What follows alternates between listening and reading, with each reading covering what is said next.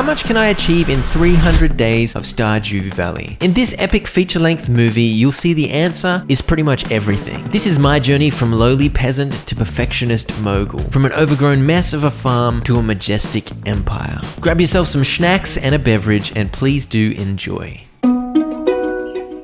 The goal of spring was to get to the mysterious skull cavern in the desert as soon as possible. To unlock the bus to the desert, I needed 42,500 gold to complete the entire vault bundle. And I needed to get to the desert by mid-spring at the latest, or I'd fall behind and have no chance at achieving my 5 million gold target. And so I began day one feeling the pressure to get it right early in this run. I picked up my parsnips and chopped down trees until level 1 foraging, leaving the oak trees standing because I need those later. I dumped my stuff in a chest and set off to make as much gold as possible as I looped the map, foraging, scything, checking bins, hoeing wiggly worm spots, and talking to all the villagers except for Big Willie. After scouring the map and talking to Smelliot, I returned to the farm to plant my parsnips, before scything weeds and selling all but the bare essentials at the last minute. On day 2, I watered my crops and set out for the beach with a chest, a hoe, and a rock. Big Willie gave me a bamboo rod, and in return I gave him a pet rock, which netted me 100 gold for completing the How to Win Friends quest. I then fished like a madman. Once Big Willie opened his shop at 9 AM, I bought the training rod from him, because it's easier to get perfect catches, and each perfect catch gets double experience. I continued fishing, aiming to hit 1800 gold before 5 PM. I only just made it. Ideally, I would have had more money to buy some bait, but at least I was able to purchase the goal for today, which was the fiberglass rod. I fished out the day, and this was my haul before passing out on the pier like any true fishing addict would. Level 3 fishing. At this point, I'd like to highlight some 2 AM pass out mechanics. Usually, passing out will result in a 10% gold loss up to a maximum of 1000 gold, but 10% of 0 is 0, so if I keep my wallet as empty as possible, I'm all good. Passing out also usually results in an energy deficit the following day. However, if you level up overnight, this energy loss is nullified. Thanks to these mechanics, passing out will be a great way to make the most of each day. On day 3, the blessed rain watered my crops, so it was straight to river fishing until 9 AM. I donated the glass shards I fished up so I could get 250 gold for the archaeology quest. Wow, glass shards. What an exotic item for your museum, Gunther. I sold some stuff to Clint and bought 1 copper ore for reasons that will become clear tomorrow. I then went to Big Willie's and sold him all of yesterday evening's fish and spent all my gold on bait. Because mate, you better believe we got some fishing on the agenda. I then went back to the river to fish, hoping for catfish. I failed a few times because catfish are hard, but I caught 9. After a full day's fishing, I got level 5 fishing and the fisher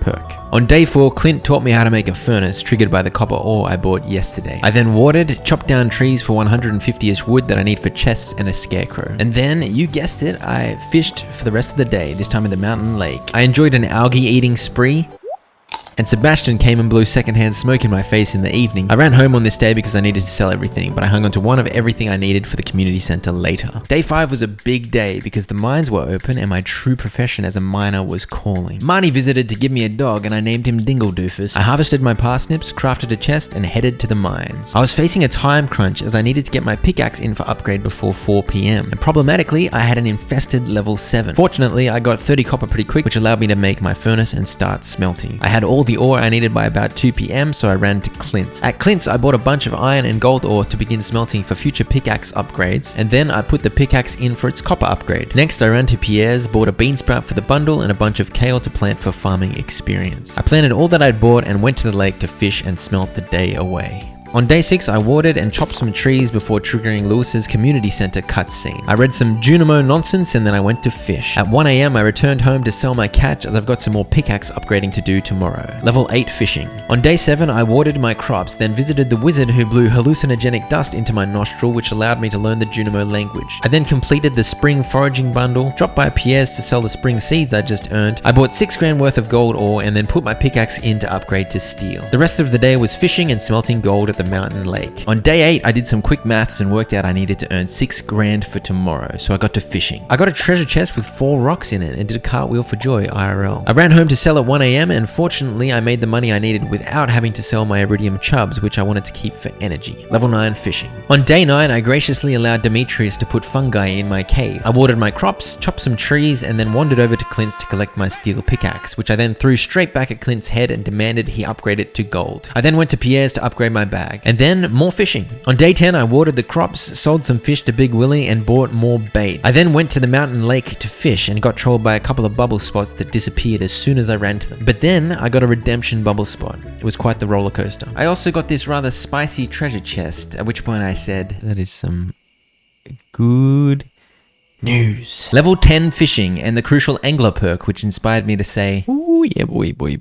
On day 11, I harvested some kale and headed off to Big Willie and sold him a bunch of fish with my new plus 50% perk. I retrieved my gold pickaxe from Clint, bought some more kale and went to plant it. I was attempting to place everything in preparation for basic sprinklers which water 4 tiles, but I had never once used these sprinklers before, so I made an absolute mess of it. I didn't bother watering as I've got time before the end of spring, so I was thinking I'd let my sprinklers do it once they're ready. This turned out to be a big mistake. I head off to the mine, set up some furnaces, and only managed to get to level 19 in the mine before passing out. On day 12, I had a lucky day and mined all day while exiting in the elevator every 5 levels to keep copper and iron smelting. Finally, my glorious mining career was properly underway. I passed out at 2 AM like the mining addict I was born to be. On day 13, the townspeople were having an egg festival, but I completely ignored those nerds and went to the mines again. I managed to get to level 100 and receive my star drop, which put me in mind of delicious iridium bars. On day 14, I went to the mines yet again to ensure I had enough bars for basic sprinklers. I got to level 120 and received the crucial skull key before heading home to place the sprinklers. Except it was dark and my crop layout was atrocious, so I kind of failed. On day 15, I awoke and it really hit home just how much of a circus my sprinkler setup was, so I tidied it up as best I could, but even still, lots of the sprinklers were overlapping. Disgraceful, honestly. As I was preparing to drop some stuff off at the community center, I realized I didn't have a cauliflower or green bean ready. Remember when I stopped watering everything while waiting for the sprinklers? Well, that was a fine plan for the kale, but I needed that cauliflower and green bean. This was gonna set back my community center goals by 3 days. I also realized I failed to keep an earth crystal, so I quickly grabbed one of those. I still needed heaps of gold, so best make use of the delay and get fishing. Except I forgot my fishing rod, so I had to run home first. Today was a day of many mistakes. On day 16, I used my legendary mathematical skills to work out that I needed 20,000 gold in 2 days, which meant I needed to fish. Hey, can I take this moment to point out that I had literally no raining days at all since spring 3. And this is a huge deal because not only does rain equal no watering required, it also means catfish, which are easily the most profitable spring fish. I'm not salty about it or anything, it's fine, keep your damn catfish. On day 17, I planted some rice, quickly collected 15 copper ore from the mine to upgrade my axe with, and then fished. On day 18, I forgot to record because I'm a goose. My green bean and cauliflower were ready, so I was planning to head off to the community center when I realized there was a distinct lack of parsnips in my chests. That's right, I forgot the parsnip too. I must have ate them all. But by pure luck, I had planted a mixed seed a couple of days ago, which ended up being a parsnip that would be ready in 2 days. So it wasn't as bad as it could have been, but my goals are delayed by yet another 2 days. On day 19, I bought enough kale to guarantee I get level 6 farming before summer. The reason I want level 6 farming by summer is so I can begin making quality sprinklers, which cover 8 tiles instead of 4. I sold a bunch of gems to Clint and put my axe into upgrade and then went to fish. Day 20 was the day that I hoped would have happened 3 or 4 days ago. I pick up my hero parsnip and go drop off bundles. Spring crops, the entire boiler room, and the entire vault. Thanks to the extra time caused by my many mistakes, I comfortably had the 42,500 gold needed for the vault, mainly from fishing. I fished the rest of the day to keep getting ahead on gold and sang a song while walking home. Run, run, run, run, run, run, run home in the dark. Don't get mugged by lioness lurking in the park. And I dropped a diamond in the crystallarium I got from the vault bundle and went to bed. The Junimos fixed both the bus and the minecart overnight and I went, ooh. Finally, we're off to the desert. The goal for this last stretch of spring will be to prepare for planting as many starfruit as possible for a triple harvest in summer. I was aiming for 400 per harvest. To achieve this, I needed to earn as much gold as possible to buy deluxe speed grow on spring 25th, because these are only for sale on Thursdays, so that's my last opportunity to buy them before summer. The key to getting all this gold will be the glorious iridium bar, and reaching level 10 mining, which increases the sell price of the iridium bar by 50%.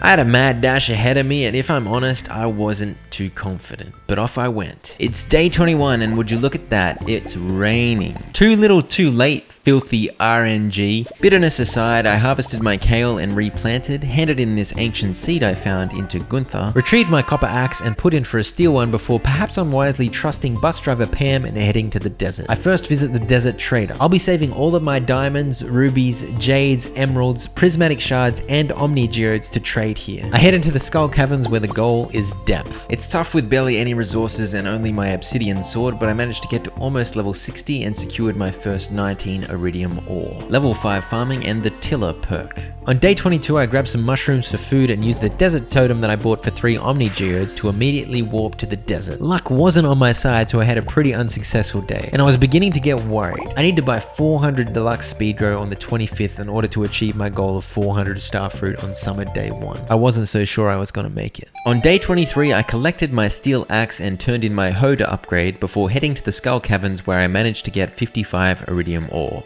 On day 24, it was essential that I reached level 10 mining, so I quickly put on my iridium to smelt, stocked up at the desert trader, and claimed my galaxy sword with a prismatic shard I'd picked up yesterday. I collected 125 iridium ore and 4 more prismatic shards. Each iridium node gives a juicy 50 mining experience, so I just scraped by and hit level 10 mining. Day 25 was a huge day. The goal was to smelt and sell as many iridium bars as possible and get started on prepping the farm for summer. I dived into the skull caverns until 2:30, quickly grabbed my iridium bars, and then got to Clint's just before his 4 o'clock close. I sold all of the bars and felt rich. I put my hoe in for its steel upgrade, wandered to Pierre's to buy the final backpack upgrade, and returned to the desert. At this point, I needed to decide how much star fruit I thought I'd be able to afford, because this number would determine how much deluxe speed grow I needed. So I did some quick maths and optimistically decided I would stick with my goal of 400, and I spent the rest of my gold on star fruit seeds. I was already up to 109, so I had 291 to go in the next couple of days before summer. It was straight to Skull Cavern on day 26. It was a decent luck day, so I decided to eat the rock candy I'd bought from the desert trader yesterday. I managed to get super deep and take home 230 iridium ore and a purple slime egg worth 5k. This was exactly the kind of big day I needed, and things were beginning to look a bit more hopeful. I might actually get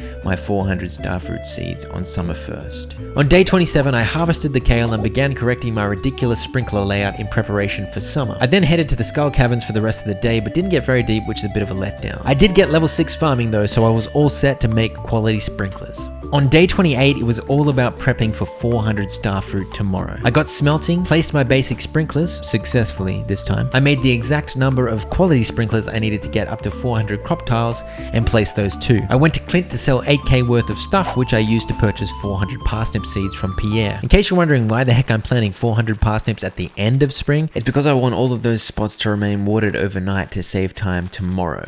I then sold just about everything. I worked out I needed 116k gold to buy the remaining 291 starfruit seeds, and I managed to get up to 113k. We'll have to make up the difference tomorrow. And with that mad dash of a day, spring year 1 was abruptly over.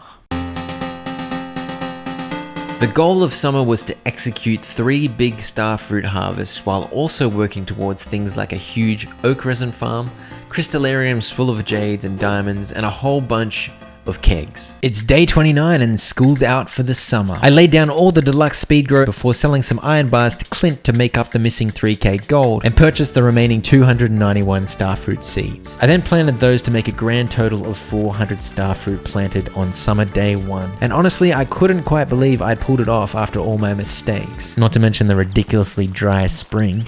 Where my catfish at? I tidied up around the farm, put some tappers on oak trees, and planted some acorns because I knew I needed a bunch more oak trees for their sweet resin. I also found this stone owl in the bushes. On day 30, I discovered a meteor had hit my farm overnight, so I immediately destroyed it for science. I headed to the skull caverns and had a fairly lackluster day with only 45 iridium ore. Yet again, bad luck skull caverns on day 31. By the way, I might not always mention it, but it's safe to assume I'm almost always smelting iridium and grabbing mushrooms from the fungi cave in the morning. You should also know I always desert totem to get to the desert. It means I can get there at 6 AM instead of 10 AM. It also means I avoid Pam's bus bus, which is good because she's a degenerate alcoholic and I value my life. In today's Skull Caverns run, I used a fair few crafted stairs and bombs and managed to get 110 iridium ore. On day 32, I collected summer forageables and chopped a bunch of big boy stumps in the secret woods, netting me a tasty 25 foraging XP each. I completed the summer forageables bundle, put my pickaxe in to upgrade to iridium. I then planted some summer seeds because I'm very keen to level up foraging to level 6 so that I can make lightning rods, as they yield batteries which I'd like to use to make crystallariums. Day 33 was all about chopping stumps, chopping trees, placing tappers, and planting a bunch of trees at the train station for future wood farming. On day 34, I picked up my iridium pickaxe and headed straight to the Skull Caverns for the day. On day 35, a fairy trespassed on my property which grew my star fruit. I ignored that because I have no reason to harvest them early. I went straight to the Skull Caverns and had quite a successful day. On day 36, I collected the first of many oak resin and placed a few more tappers. Then it was off to the Skull Cavern with pretty crappy results. It was yet another dive into the Skull Caverns on day 37 where I had a pretty good day. At the last minute, I sold everything I could because tomorrow I have some starfruit seeds to buy for harvest number 2. On day 38, I had my first starfruit harvest. I chopped some big stumps, commissioned a stable from Robin, and sold a bunch of iridium bars. I bought a bunch of coal because I was sick of running out, and I bought a bunch of salad because I was sick of being low on food. I bought the starfruit seeds, planted them all, and then rounded out the day clearing more of the farm. On day 39, I harvested my summer forageables and replanted. I collected some oak resin, made some kegs, and placed them in my house. I then realized it was going to be stormy tomorrow, so I wanted to make some lightning rods, but I realized I only had 2 bat wings. So I headed to the mines where I was happy to discover 27 in a chest. I farmed some more bat wings and ended up placing 11 lightning rods down. I also finally got around to planting my ancient seed. On day 40, it was a lucky day, so I ingested some rock candy and tried for a big day in the Skull Caverns. I saw a big slime with a pink cake inside of him, but I ignored that strange sight in favor of jumping in a hole. I had a pretty crazy day with 12 prismatic shards and 307 iridium ore. On day 41, my stable was complete, so I greeted my trusty steed and named him Doofledingus. I donated a bunch of stuff to the museum and planted the summer crops I needed for the community center's pantry. On day 42, I crafted a bunch of crystallariums and placed them in my house. Don't you just love what I've done with the place? I'll be filling these with diamonds and jades as soon as possible. I bought a bunch of wood from Robin and crafted a few kegs which I placed at the bus stop. On day 43, I made the most of a lucky day and headed straight to the Skull Caverns. I tragically finished the day by passing out next to the bomb that never went off. It was max luck again on day 44, so I collected my jades and headed to the Skull Caverns for another big day of mining. What do you know, it's max luck yet again on day 45, and what do you know, it's another pretty good day in the Skull Caverns. It was yet another lucky day on day 46, and I awoke to a house full of wine and gems. I could have kegged a bunch more starfruit, but I could not resist the lure of the mine, so off I went and raked in the goodies for the 4th day in a row. It was a slightly less lucky day on day 47, which granted me the strength to resist my Skull Caverns addiction. I picked my starfruit, collected oak resin, and placed some additional tappers, put tree fertilizer on some trees in the corner, and harvested and replanted some summer forageables. I went on an absolute geo-destruction derby and donated 3 rounds of crap to the museum. I bought the starfruit seeds for summer's final harvest, planted them, and then got fed up with my night blindness and finally made myself a glow ring. I placed more kegs at the bus stop, filled them up, and went to bed after a good day's work.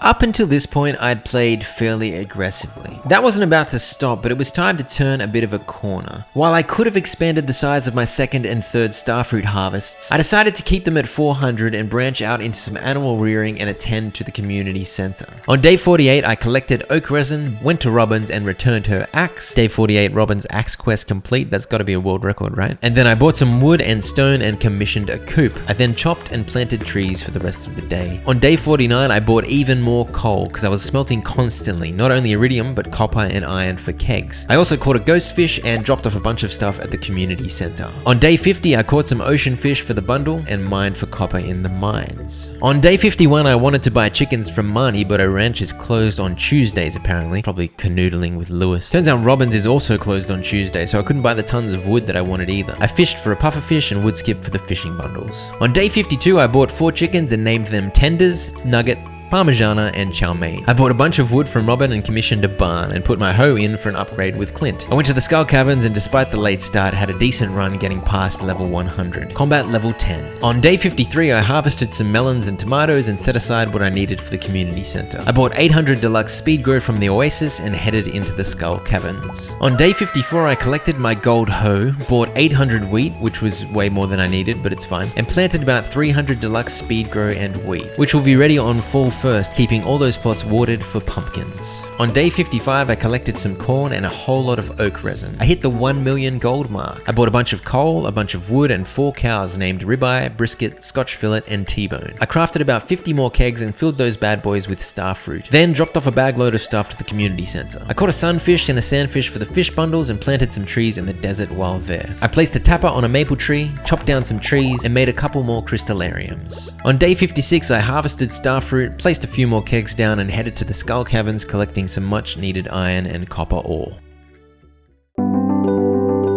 The time of the starfruit is behind us and the time of the pumpkin is nigh. My goal for fall was to bring in some serious pumpkins while continuing to expand the empire, ensuring all of the starfruit I'd worked so hard to harvest ended up in kegs. And let's not forget the community center. Spoiler alert, I may or may not have forgotten some important stuff for the community center. It's day 57 and autumn is upon us. I harvested the wheat and planted a bunch of speed grow pumpkins. I couldn't use all of my spots because I ran out of time, but I managed to plant close to 600. So that will be the size of my triple pumpkin harvest this fall. On day 58, I filled my remaining plots with more pumpkins. These will just be a double harvest. I also planted other fall crops for shipping and bundles. I made a few more kegs expanding into the tunnel and then foraged and collected wood until I passed out. On day 59, I unlocked the community quest board, allowing me access to some quests with spicy rewards. I accepted Robin's quest to collect 1000 stone. I broke a bunch of geodes, donated stuff to the museum, and accepted a few rewards. I bought a ridiculous amount of wood, upgraded my barn into a big barn, and chopped wood for the rest of the day. Because you can never have enough wood. Plus I want to get to level 10 foraging. On day 60 I was short on ore, so I thought I'd head to the Skull Caverns. At 4 PM I went to drink some more coffee, but I accidentally left, wasting all of my progress. It was a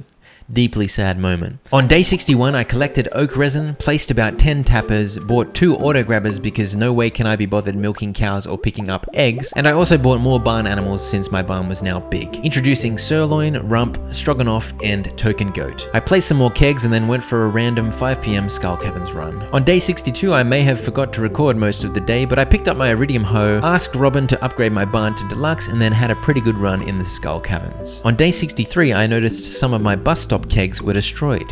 Which NPC walks there? I was very confused. Robin taught me how to make a stone chest as I completed her 1000 stone quest, so I made one and put my mining stuff in it. How apt. I tended to my kegs and then went for a half day in the Skull Caverns. On day 64, I bought a bunch of wood and asked Robin for a big coop upgrade. I bought a huge bunch of coal and put my axe in for its iridium upgrade. I accepted a board quest asking me to ship 100 eggplant, so I planted a bunch to ensure I could finish the quest this month. I collected maple syrup from my solitary maple tree tapper and made a beehive. I made a bunch of mayonnaise machines for the coop and cheese presses for the barn. I picked up my first large egg. Probably hurt pushing that one out. And then I made myself an iridium band. On day 65, I did a half day in the Skull Caverns, returned to buy pumpkins as I'll need them tomorrow, then tended to my farm animals. I picked up my first large milk. Must have hurt to squeeze that one out. I went to the mines to farm copper and got an infested level, so I farmed some monster kills instead since mowing down bugs is quite satisfying. Day 66 was a harvest and replant day for pumpkins, except Stroganoff got in the way, the silly willy. I collected my iridium axe, and I'd intended to put in my watering can for its copper upgrade but forgot it, so I upgraded my trash instead. Why not? I asked Robin to upgrade my coop to deluxe, chopped a bunch of wood, and fertilized some oak. Finally, level 9 foraging. On day 67, I dropped some stuff off at the community center. I bought a token sheep, a duck called Peking, and 3 pigs, Notorious Pig, Bacon, and Babe. I also bought 3 chickens, Drumstick, Pudsey U, and Stock, as in chicken stock. Yeah, I was running out of ideas at this point, give me a break. I bought some explosive ammo from the Adventurers Guild and then mined a bit to round out the day. On day 68, it was back to my mining roots in the Skull Caverns to try out the explosive ammo. It was a good day with 406 iridium ore and 6 prismatic shards. Day 69 of all days was a day that I forgot to record, but I did run around on day 70 to show you what I did. I bought a rabbit named Coney. I put a dino egg to incubate in the coop. I ordered a shed which I placed in a random corner for now, and I harvested 74 oak resin and made as many kegs. The bus stop tunnel was now full, so I put some in the cave. On day 70, I harvested and shipped a bunch of eggplants for the quest, and I began to despair of ever finding a wild plum. How are there no wild plums anywhere? Awful. But then I finally found one. Wild plum? Finally. I then bought 300 more explosive ammo. Here's a quick gold update in case you're wondering. By this point, I was up to 1.7 million gold earned. This from selling iridium bars and some starfruit wine whenever I needed some cash. On day 71, I asked Robin to upgrade my house, fished for community center fish, and donated a bunch of stuff, completing a number of bundles. On day 72, I went to the Skull Caverns. It was a bad luck day, but I was so well resourced by this point that I still came away with a good result. On day 73, I headed to the Skull Caverns again and had so many chest levels for some reason, including finding my first iridium sprinkler. On day 74, I awoke to find my house seemed a bit bigger. I asked Robin for a big shed upgrade and gave Emily some rocks for her weird rejuvenation quest. I collected this random maple syrup for the bundle and bought a bunch of salad from my friend Gustav before heading to the Skull Caverns for the rest of the day. On day 75, I made use of the extra space in my house by placing some more crystallariums. I went on a smelting rampage and ran out of coal yet again, so I went and bought about 595 coal as well as the pumpkin seeds needed for my final fall harvest. I harvested eggplants and shipped them, and then harvested and replanted pumpkins. By this point, I had more than 1,000 pumpkins to be kegged once I ran out of starfruit. On day 76, I received a mini shipping bin from Lewis as a thank you for shipping inordinate amounts of eggplant. I collected a bunch of oak resin, placed even more tappers, and crafted 99 kegs. I collected almost 300 starfruit wine, worth about 850,000 gold, and then placed my new kegs in the big shed Robin had just finished. I went to the Adventurers Guild to buy more explosive ammo, and found I had some Monster Slayer rewards. On day 77, I collected my first truffle and put it in an oil maker. I bought tree saplings from Pierre in preparation for the greenhouse, ordered a shed from Robin, and then took my freshly made oil to the community center. Finally, the pantry was complete. I headed to the Skull Caverns, but due to my carelessness, I died. It was like 2 a.m. in real life and I was tired. Thankfully, I only lost 1 emerald. I went to bed and admired the glory of the greenhouse's rejuvenation. On day 78, I planted one of each fruit tree in the greenhouse. Just shoved them straight into the tiles. I have no idea how that works, but I won't argue. By this point, I'd accumulated 5 ancient seeds by placing my harvested ancient fruit in a seed maker, so I planted those with Deluxe Speed Grow. I also planted some coffee. It was at about this point that I realized I'd made some big mistakes that meant it was impossible for me to complete my second goal for these 100 days, which was to complete the community center. Firstly, those fruit trees I planted in the greenhouse were too little too late. They won't be ready before the 100-day mark, and I need a bunch of apples for the fodder bundle and a pomegranate for the enchanter's bundle. I also realized I totally forgot to collect a poppy in summer, so I wouldn't be able to complete the chef's bundle either. It was disappointing to realize I'd failed one of my goals due to poor planning, but on the other hand, my true focus had been the accumulation of gold, so I wasn't too upset. Anyway, on day 79, I awoke to lots of gems. At this point, I decided I wanted the next house upgrade, which requires hardwood, so I made stump destruction a part of my daily routine. I sold 236 grand worth of starfruit wine to Pierre and bought copious amounts of explosive ammo. I crafted myself a second iridium ring, planted some more oak trees in the desert, and went for a cheeky Skull Caverns. On day 80, it was rather thunderous, so I put down some more lightning rods. I went on a geode crushing rampage, and by the end of it, I had all but one mineral unlocked. I sold 150k worth of iridium bars and bought a bunch of coal and copper ore, because I needed heaps of copper bars for both cheese and mayonnaise machines, as well as tappers and kegs. I then donated a bunch to the museum and received some rewards. On day 81, I received the rusty key from Gunther as a thank you for my glorious museum donation efforts. I headed to the Skull Caverns and netted myself 573 iridium ore. When tending to my animals on day 82, I discovered my dinosaur egg had hatched, so I named the dinosaur Dorothy. I commissioned silo number 2 from Robin in preparation for winter and hunted grubs in the mines for Clint's board quest. By day 83, I had officially synced up all of my kegs, and it was keg day. I realized my shed layout was a mess, so resolved to fix that next time, and while re-kegging, I used up the last of my starfruit, so it was time to keg the pumpkins. I collected a total of 374 starfruit wine worth over 1.1 million gold. Day 84 was harvest day, and sadly, besides picking up these pumpkins, the video file was corrupted for both day 84 and day 85. So enjoy some random imagery for the next couple of days. To round out day 84, I gave George a hot pepper for his dastardly sore knee. You go, George, rub that hot pepper on your knee, you weirdo. I gave Caroline a pumpkin for a more normal reason. She just wants it for a Halloween carving. And just like that, fall was over. Winter was upon me and it was time to finally think about goal number 3. Making the farm beautiful. I also wanted to prepare it for spring. It was also time to think about finding myself a roomie or maybe a lover and to begin dreaming of a life beyond mining and kegging. But then again, winter's kind of slow, so maybe just a few more Skull Caverns runs?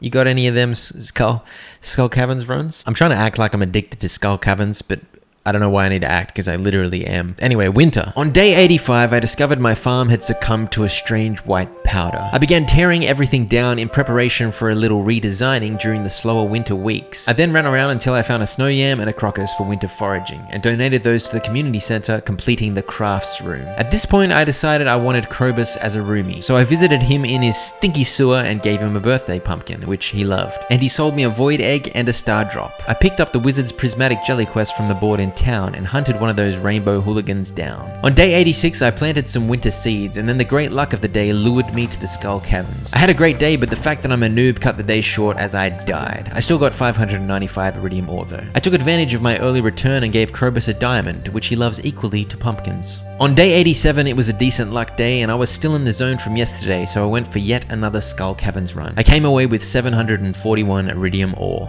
On day 88, I collected acorns from the ground. Look how easy they are to see in winter. I planted all of these in the desert. I gave the wizard his rainbow jelly and bought a bunch of hay from Marnie because I forgot to scythe grass back in fall. I ordered a big barn from Robin and put my void egg into incubate. I also collected heaps of pumpkin juice. On day 89, it was good luck again, so how could I resist? I got another 650 or so iridium ore plus 10 prismatic shards. By day 90, I was sitting on about 2,000 iridium ore, so I thought I'd better smelt it. I collected oak resin and planted some more oak trees in the desert. I ordered a deluxe barn from Robin, caught a sturgeon and donated it to complete the fishing bundle. I tidied up the farm a bit and it was time for some of those oak trees to finally go. On day 91, I did some work on my farm design, including creating a little area for my chests. I also created a Skull Cavern Essentials chest right next to my bed for those early morning runs. On day 92, I continued working on farm design while completely ignoring the fishing competition just south of my farm. I put a battery in the tunnel to kick off Mr. Key's weird quest I received from a secret note and collected juice and wine from the kegs but ran out of time to collect them all.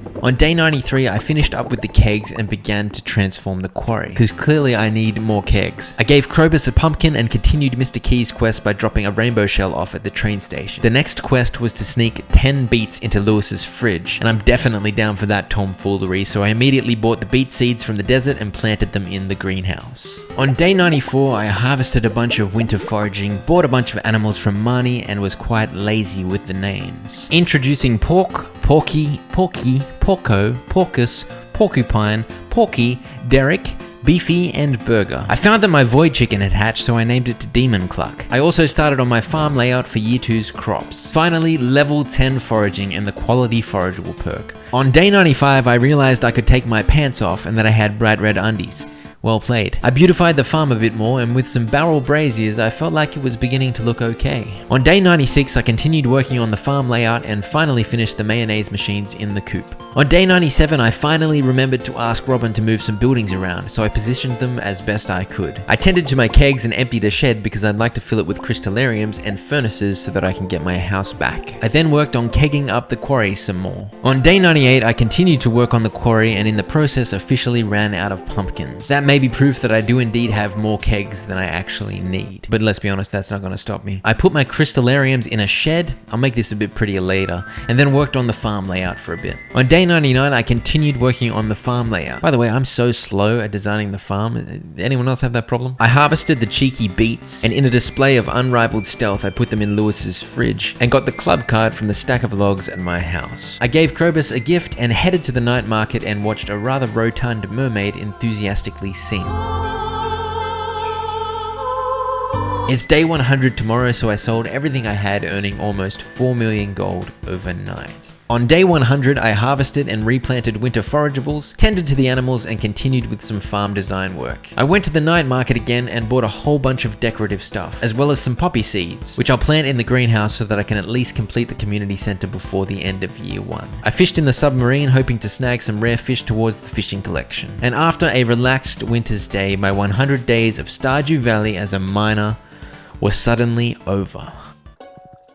Day 101, and it's hard to believe we are back on this glorious farm. I put some gold onto smelt and collected a bunch of jades from my crystallariums before heading off to give the wizard some essence of the void for his birthday, which he loved. I then decimated some stumps in the secret woods, and while I was there, I gave this bear some maple syrup, in return for which he gave me bear's knowledge, which makes worthless fruit 3 times more valuable. Unfortunately, 3 times worthless equals worthless. But thanks anyway, Mr. Bear. I then thought I might as well get right to work on the fishing collection. I caught the legendary glacier fish from the river in Cindersap Forest, as well as a pike from the lake. I commissioned my final house upgrade from Robin, gave Krobus a pumpkin, and then headed to the night market, where I bought this masterpiece from my guy Lupini. And then I fished in the submarine, hoping for the elusive octopus, but unfortunately couldn't manage to snag one. On day 102, I got my mayo and cheese on. I then sold a bunch of crap for the shipping collection, before heading to the beach where I bought 30 crab pots, an iridium rod, and a bunch of fish tanks from Big Willie. I placed all the crab pots in the ocean, hoping to snag a lobster, crab, and shrimp for the fishing collection. Next up, I tried to catch an octopus. And at risk of looking like a total idiot, I'd like to let you know that you cannot, in fact, catch an octopus in winter, unless you're in a submarine. In this particular instance, you may notice I was not in a submarine, and therefore I was wasting my time. I then had a vicious battle with several scorpion carps in the desert, but after like 6 fails, I finally caught one. I then took advantage of some evening fishing and caught a squid from the ocean and a midnight carp from the mountain lake. On day 103, I stole some kegs from this shed. By the way, the reason I wasn't bothering to collect this pumpkin juice is because I have nothing to refill the kegs with, so I figured I'd just leave it until spring. Anyway, I put the stolen kegs in the greenhouse so I can start producing some coffee with all the beans I've got growing here. I then went to the ocean and saw this green sea creature thingo and said, "Oh, what's this guy?" And guess what I did next? That's right. I tried to catch an octopus for 3 hours straight. After that glorious waste of time, I picked up my crab pot yield and in the process accidentally gave Elliot some bait. He wasn't a fan. I then got my fishing in the mines done. I caught a stonefish, an ice pip, and a lava eel. I then collected about half the bug meat I needed for Big Willie's special order. I forgot to record day 104, but fortunately I was streaming, so I've got the VODs and you are blessed to see my beautiful noggin and this glorious taco hat. I went and fished for an octopus, and this is the moment that I finally realized I'd been reading the wiki wrong, and that I couldn't actually catch one until summer. So I bailed from the cursed snow beach and had Clint crack a bunch of geodes for me. I donated a bunch to the museum and was rewarded with a chicken statue, which I placed over here next to old mate bear statue. I collected a bunch of oak resin and then interrupted Evelyn's staring contest with a Christmas tree to give her a birthday diamond. I caught the legendary mutant carp from the sewers and then hit up the mines to finish off Big Willie's bug meat quest. On day 105, I admired my new basement. I then harvested and replanted winter forageables and then bought 3,000 rhubarb seeds from Sandy in preparation for spring. I then told Mr. Blockhead to get out of my way and headed into the casino. I bought the statue of endless fortune from this shady dude for 1 million gold, and that was my first bounty complete. I harvested a radish and 2 poppies from the greenhouse. I sold the radish and 1 poppy for shipping and kept the second poppy for the community center. I just need my fruit trees to start producing and I'll finally be able to finish my last few bundles. I bought heaps of explosive ammo and welcomed a newly hatched chicken, fried rice, and a newborn cow, Mince. Day 106 was the first day that I didn't do like 400 things in one day. I simply harvested some coffee beans and kegged them, and while I was there, I noticed my fruit trees were finally done, but I needed 2 apples, so I left them for now. And then worked on farm design for the rest of the day, preparing for a big rhubarb crop come spring. On day 107, I harvested and replanted even more winter forageables before collecting some fruit. I then ran around giving away the fruit I just collected because I know pretty much everyone likes fruit. These ladies were especially grateful for some workout fruit. I also gave Leah the leaf eater a beloved birthday salad. I then went and completed the community center, donating the 3 apples, poppy, and pomegranate to the friendship bundle. The goal that eluded me in my first 100 days was finally complete. I witnessed George mistaking Linus for a raccoon, and then I hit up the mines and hunted down an ectoplasm for the wizard's special order that I picked up earlier in the day. On day 108, I grabbed a bunch of diamonds from the crystallariums. I destroyed some big boy stumps for hardwood and then gave the wizard his ectoplasm, completing the special order. I then received the Stardew Hero Trophy from Lewis, before witnessing Morris get yeeted off screen by Pierre's vicious right hook. I then went to the sewers and stumbled upon this fight between Krobus and this dwarf. Very violent cutscenes today, it's good stuff. I gave Krobus a pumpkin, bought 999 hay from money to make sure my animals don't die, and then asked Robin to add a couple of rooms to the house, and then commissioned yet another shed. I headed to the casino in the desert and got my gamble on. I somehow got a triple star drop and made 250,000 key coins, so I bought this alien rare crow, a top hat, and over 400 farm totems. I also bought this rare crow from the dwarf. After my usual chores on day 109, I wandered up to the train station where the wizard told me about his romantic history with a witch and he gave me a quest. I then headed to the Feast of the Winter Star and gave my Secret Santa gift of a prismatic shard to Pierre, and I received a gift from Pam. Drumroll please. It was a beer. Nice. I then headed to the sewers to retrieve the dark talisman for the wizard's quest he gave me earlier in the day. On day 110, I gave Clint a birthday emerald and retrieved Lewis's glorious purple shorts from Marnie's room. I then headed to the skull caverns to kill some iridium bats, hoping for a battery. I managed to get one, but I arrived approximately 1 second too late to Big Willie's shop, so I'll have to repair the boat tomorrow. I gave Elliot some cheese to console myself. Also, I got to see Big Willie with a giant clump of bug meat, so that was good. I went on a cheese gifting rampage at Gus's saloon. Turns out Sebastian doesn't like cheese, which explains why he's emo. I then returned home and did some work on farm design until I passed out. On day 111, I caught a slime jack for the fishing collection and donated the batteries, iridium bars, and hardwood for the boat repair. I then continued preparing the farm for spring. This included placing down my sprinkler layout and beginning to chop down these oak trees. On day 112, I finished removing the oak trees before asking Robin to move my sheds next to the greenhouse and buying about 10,000 wood and 7,000 stone. I also asked her to upgrade my shed. I then bought about 3,000 coal, 3,000 copper ore, 2,000 iron ore, and about 600 gold ore from Clint. The reason I bought a ridiculous amount of materials today is because tomorrow it's going to be year 2. And in year 2, all of these materials more than double in price. I then got my final farm prep done before spring. I left a little bit of space next to the pond and Grandpa's shrine for future buildings. Day 113 and spring has sprung. The snow is melted and the pollen is drifting into my nostrils. I met Kent and he's a man of many words, so we had a riveting chat, and then I planted about 1,000 deluxe speed grow rhubarbs, which will be spring's triple harvest. On day 114, I finished planting rhubarbs. These will be a double harvest, and that was about 1,500 rhubarbs total. Some ancient fruit was ready in the greenhouse, so I chucked them in the seed makers and replaced a few of these coffee bushes. It was then time to head to Ginger Island. I met Leo the parrot child, collected a bunch of golden walnuts, and unlocked access to the western area of the island where the farm is. I met Birdie and accepted her Pirate's Locket quest and collected a few more golden walnuts before passing out. On day 115, I sold a bunch of stuff for the shipping collection and then bought and planted a bunch of spring seeds to make sure I had everything I needed for shipping, as well as some ingredients on hand for cooking and crafting. I accepted Gus's famous omelette special order and delivered him 24 eggs, and I also did the runaround completing Birdie's quest, giving Kent the war photo, Gus the gourmet tomato salt, Sandy the Stardew Valley rose, George the advanced TV remote, the wizard the Arctic shard, Big Willie the wiggly worm, and finally I received the pirate locket, which I'll return to Birdie next chance I get. It's day 116 and you've got my beautiful noggin again, but no taco hat this time. Apologies. I used the dark talisman to access this area to continue the wizard's quest, caught a void salmon for the fishing collection and also the hidden bundle, then gave this goon a void mayonnaise to get him out of my way. I collected the magic ink from the witch's hut, gave it to the wizard, and unlocked his building options. I'll need these later. I went on an acid trip to the palm tree clouds with Emily, and then gave Kent a bowl of cockroaches for his birthday. I went to Ginger Island and found a few more golden walnuts. This included failing a bunch of times at the memory game. It did play me some jingle bells at least.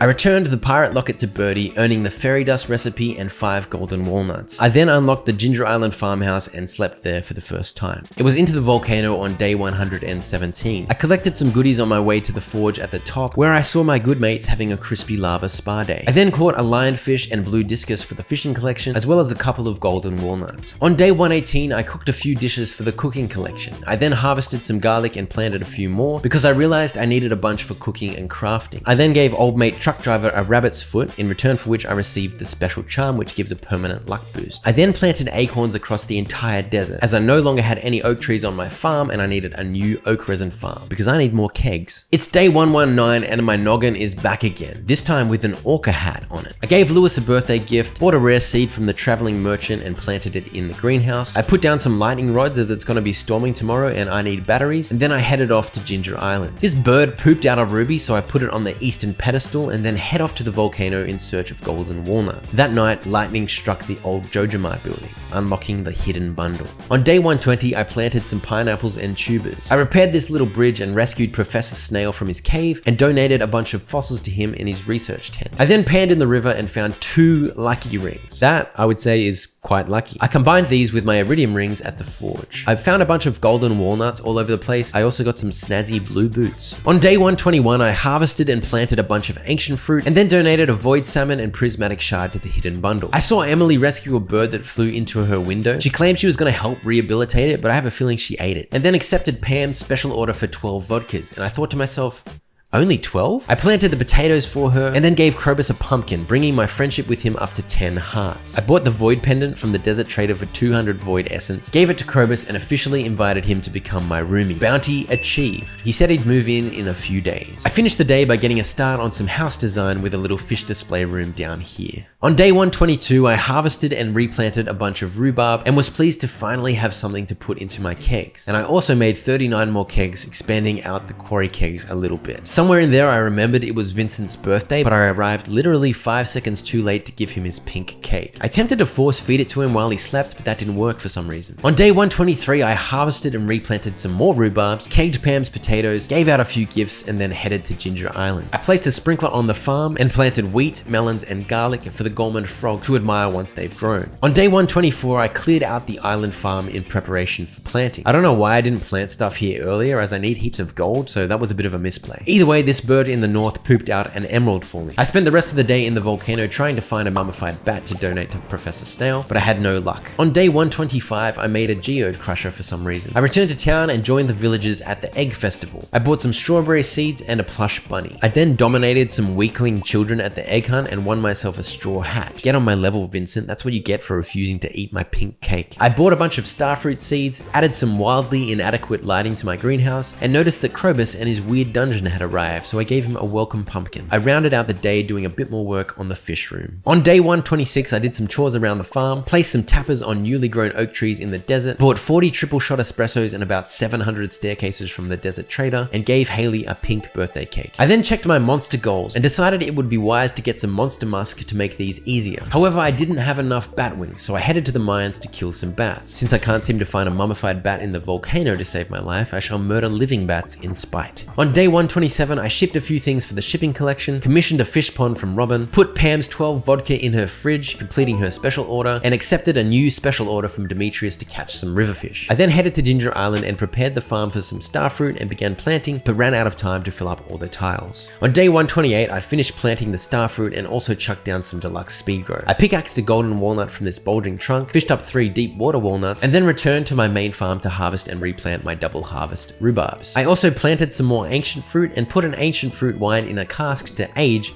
as I need a silver quality one for the hidden bundle. It's day 129 and the greenhouse is full of ancient fruit. I put a spookfish in the fish pond because I need roe for the shipping collection and it might as well be spookfish roe. I then collected a bunch of rhubarb wine and refilled the kegs with more rhubarbs. Also, it seems the quarry has overflowed kegs. Then I started working on Demetrius's riverfish quest. On day 130, I finished fishing for Demetrius, earning me the farm computer crafting recipe. I also divvied out some cheese, commissioned another fish pond from Robin, gave Pam a birthday beer, and headed to the mines for some monster destruction. On day 131, I harvested and replanted rhubarbs yet again. I then put some final touches on my fish tank room and began work on this fireplace stone vibe kind of room that I don't know how to describe. It looks cozy though. On day 132, it was Shane's birthday, so I gave him a breakfast pizza. I then headed to Ginger Island and unlocked the resort and eastern part of the island. I showed the gourmand frog the melons, wheat, and garlic, and I'm not sure what he made of them, but he said the word bombo a lot, and then he gave me 15 golden walnuts. He also threatened to tickle me. I then fished up a frog hat from Mr. Bombo's cave, and also a gourmand frog statue from the pirate cave. I hoed up an ostrich egg and went to this pirate party. I said hello to Mario and Luigi and then played some darts, successfully winning all 3 golden walnuts. On day 133, I unlocked the island trader. He really is an interesting looking fella. I then fished in the dig site until I got myself a fossilized spine, which I donated to Professor Snail. I hit up the volcano for what must have been the 900th time and finally got the mummified bat. On day 134, I panned at the dig site until I got the fossilized tail and donated it to Professor Snail. I cracked open some artifact troves and golden coconuts and was rewarded with a fossilized skull, this glorious golden bike helmet, and mango and banana saplings which I planted in the greenhouse. I picked up Robin's special order for 80 hardwood, had an uplifting chat with Shane about the crushing weight of existence, and then fertilized my little mahogany tree farm in the backwoods to ensure I get the hardwood I need to complete Robin's special order. On day 135, I was feeling generous, so I commissioned Robin to build Pam and Penny a house. house. And then after a bit of a struggle, fished up the legend on my second attempt. I returned to Ginger Island and donated the fossilized skull to Professor Snail, earning me 6 golden walnuts. I then headed to the volcano looking for dragon teeth. I realized I need 11, 1 for shipping and 10 for the island obelisk. I didn't find any though. I did find 2 mummified bats now that I don't need them. Unbelievable trolling from the volcano. On day 136, a bird on the west of the island pooped out an amethyst, so I used an ingenious process of elimination strategy to finish this little puzzle and earn myself 5 golden walnuts. I then headed to the flower dance, where I bought the tub of flowers recipe as well as this rare crow. I asked Sebastian to dance with me, but he rejected me, to which I said, that's outrageous. So I danced with Shane instead. I was definitely best dressed with the bold frog hat choice. On day 137, I applied some monster musk and man did I smell good, so spicy, a delight to the nostril. Smelling thus, I destroyed many monsters. I managed to complete both the skeleton and Dougie goals. I then began collecting rhubarb wine and refilling the kegs with yet another round of rhubarbs, but I ran out of time before I could finish.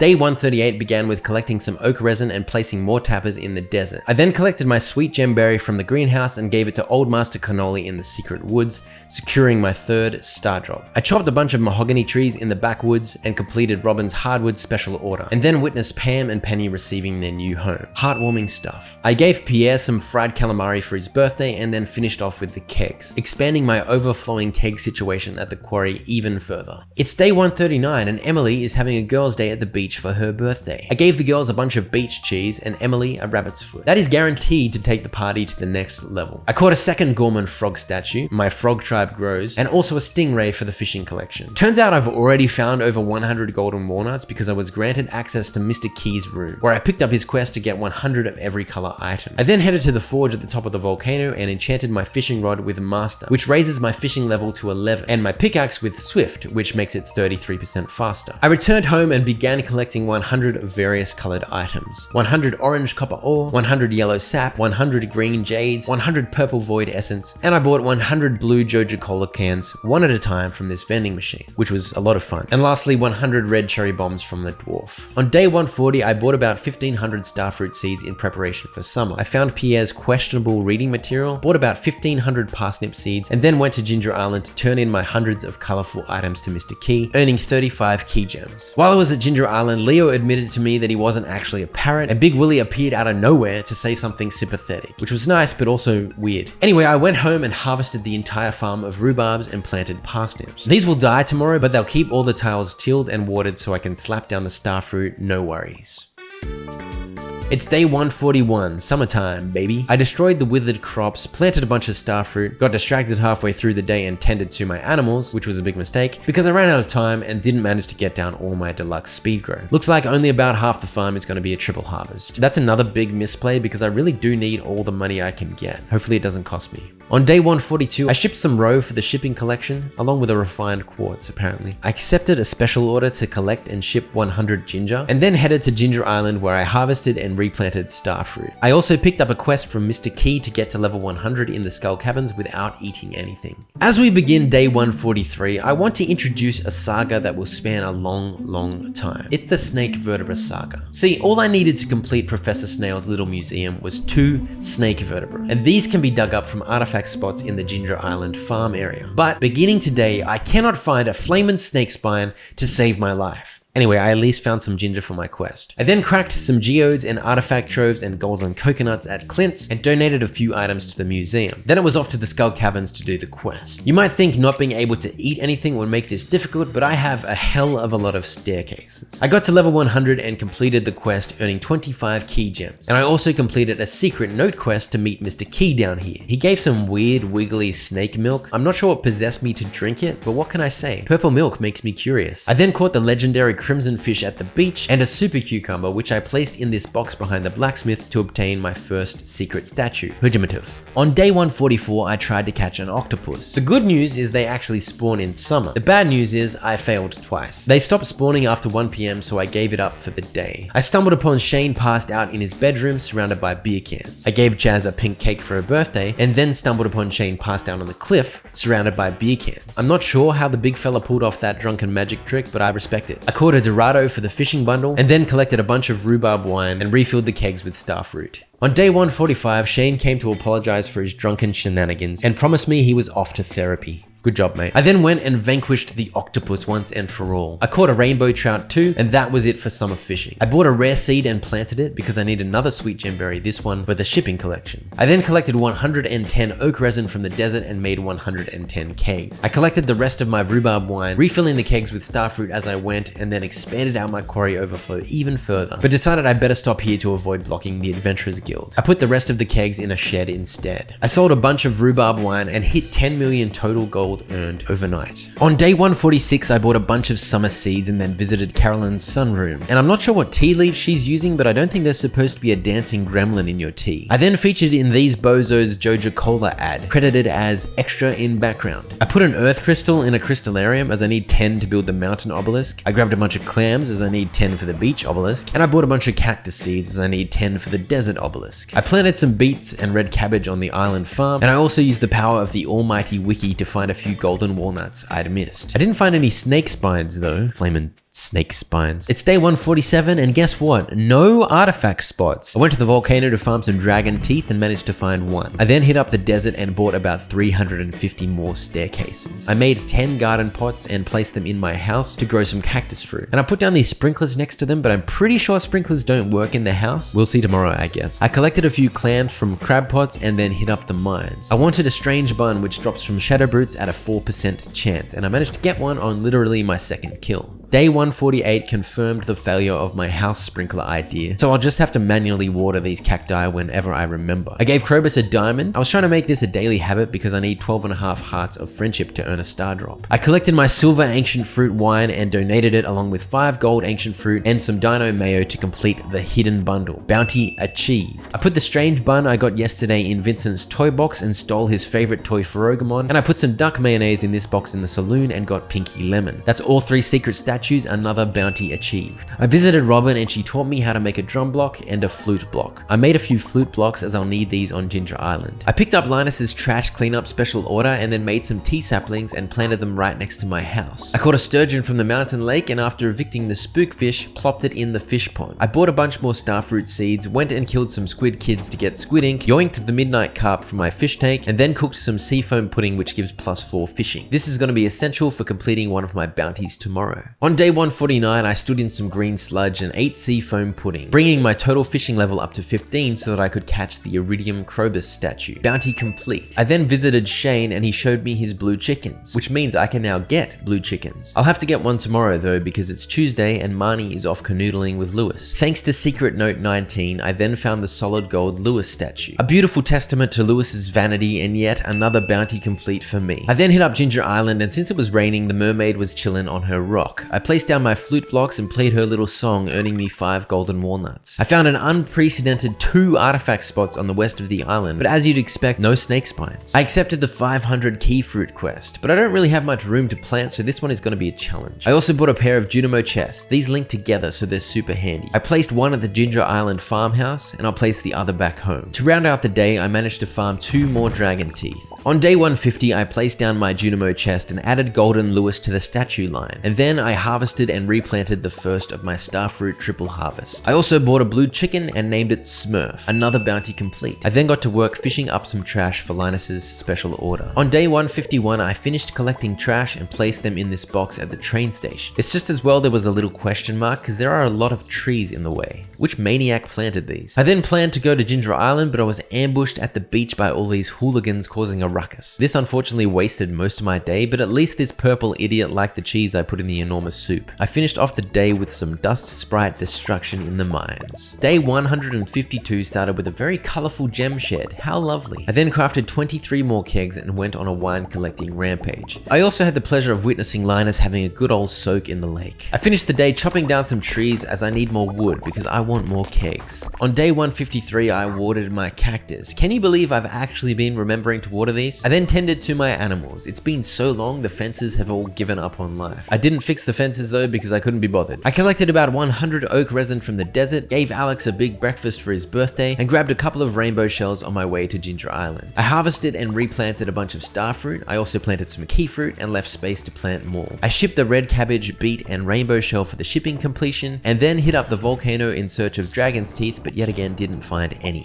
On day 154, I planted a few more key seeds, grabbed some ginger as I was still working on the 100 ginger special order, and then hit up the volcano but couldn't find a single dragon tooth. I did at least manage to complete the Fire Sprite monster slaying goal. I returned to the farm and gave Krobus a gift, bringing our friendship up to 12.5 hearts and earning my 4th star drop. On day 155, I harvested and replanted a bunch more starfruit, and then took stock of my artifact and mineral collections. Turns out, all these artifacts can be found from artifact spots. Can you believe that? In fact, I actually found one of them immediately. I then noticed that the movie theater had materialized out of nowhere, so I watched this movie for some reason. I don't know what it was about, but it involved a cowboy shooting a water tower. I then went on a giant geo-destruction rampage. I just need 1 dolomite, and even though I broke over 70 Omni Geodes, I didn't get it. I accepted Pierre's special order for 25 quality veggies, then planted some more key seeds on Ginger Island and accepted Mr. Key's quest to give 50 loved gifts. I then had yet another failure looking for dragon teeth in the volcano and visited this weirdo to buy a couple of recipes. On day 156, I harvested the first of my key fruit and chucked them in seed makers, and then replanted a bunch more. I then failed yet again to find any flamin' dragon teeth, so I headed back home, harvested my 10 cactus fruit, and filled my bags with loved gifts. I wandered around bestowing my gifts on people, and then hit up the mines to get another squid ink to ship. On day 157, I wandered the lands bandying about with loved gifts, and managed to get up to about 30 out of 50 for the quest. While doing this, I got spammed with many cutscenes at multiple homes, but I skipped them all because I couldn't be bothered with all the drama. I harvested and replanted a bunch of key fruit and hit up the volcano mines where I finally found another dragon tooth. I only need 1 more for the obelisk. But then I realized I also need 10 bananas and my banana tree isn't fully grown yet, so I was sad. On day 158, I finished off Mr. Key's loved gifts quest, earning 40 key gems. Some of my friendships are actually looking kinda healthy. I did the whole key fruit harvest and replant routine, as well as the find 0 snake vertebra routine, and then went to the volcano and finally got my 10th dragon tooth. I then hit up the mines to grind out some more slime and dust sprite kills. Day 159 was harvest day, so I collected a bunch of starfruit, replanting as I went. I also headed to Pierre's to turn in 25 gold starfruit, but on my way there I realized the quest specified vegetables. Whoops, I guess I'm failing this one. I collected about 1,000 wine and refilled all the kegs with starfruit. I also placed a bunch more kegs. I'm onto my 3rd big shed now, and I earned almost 3 million gold overnight. On day 160, I tended to my animals and then moved all my lightning rods, creating a makeshift fence. I then went and bought earth, water, and desert obelisks and placed them next to the pond. I also built 2 mini obelisks so that I can teleport straight from the farmhouse to the big obelisks. I then went to Ginger Island and went nuts with the key fruit. I managed to plant about 230.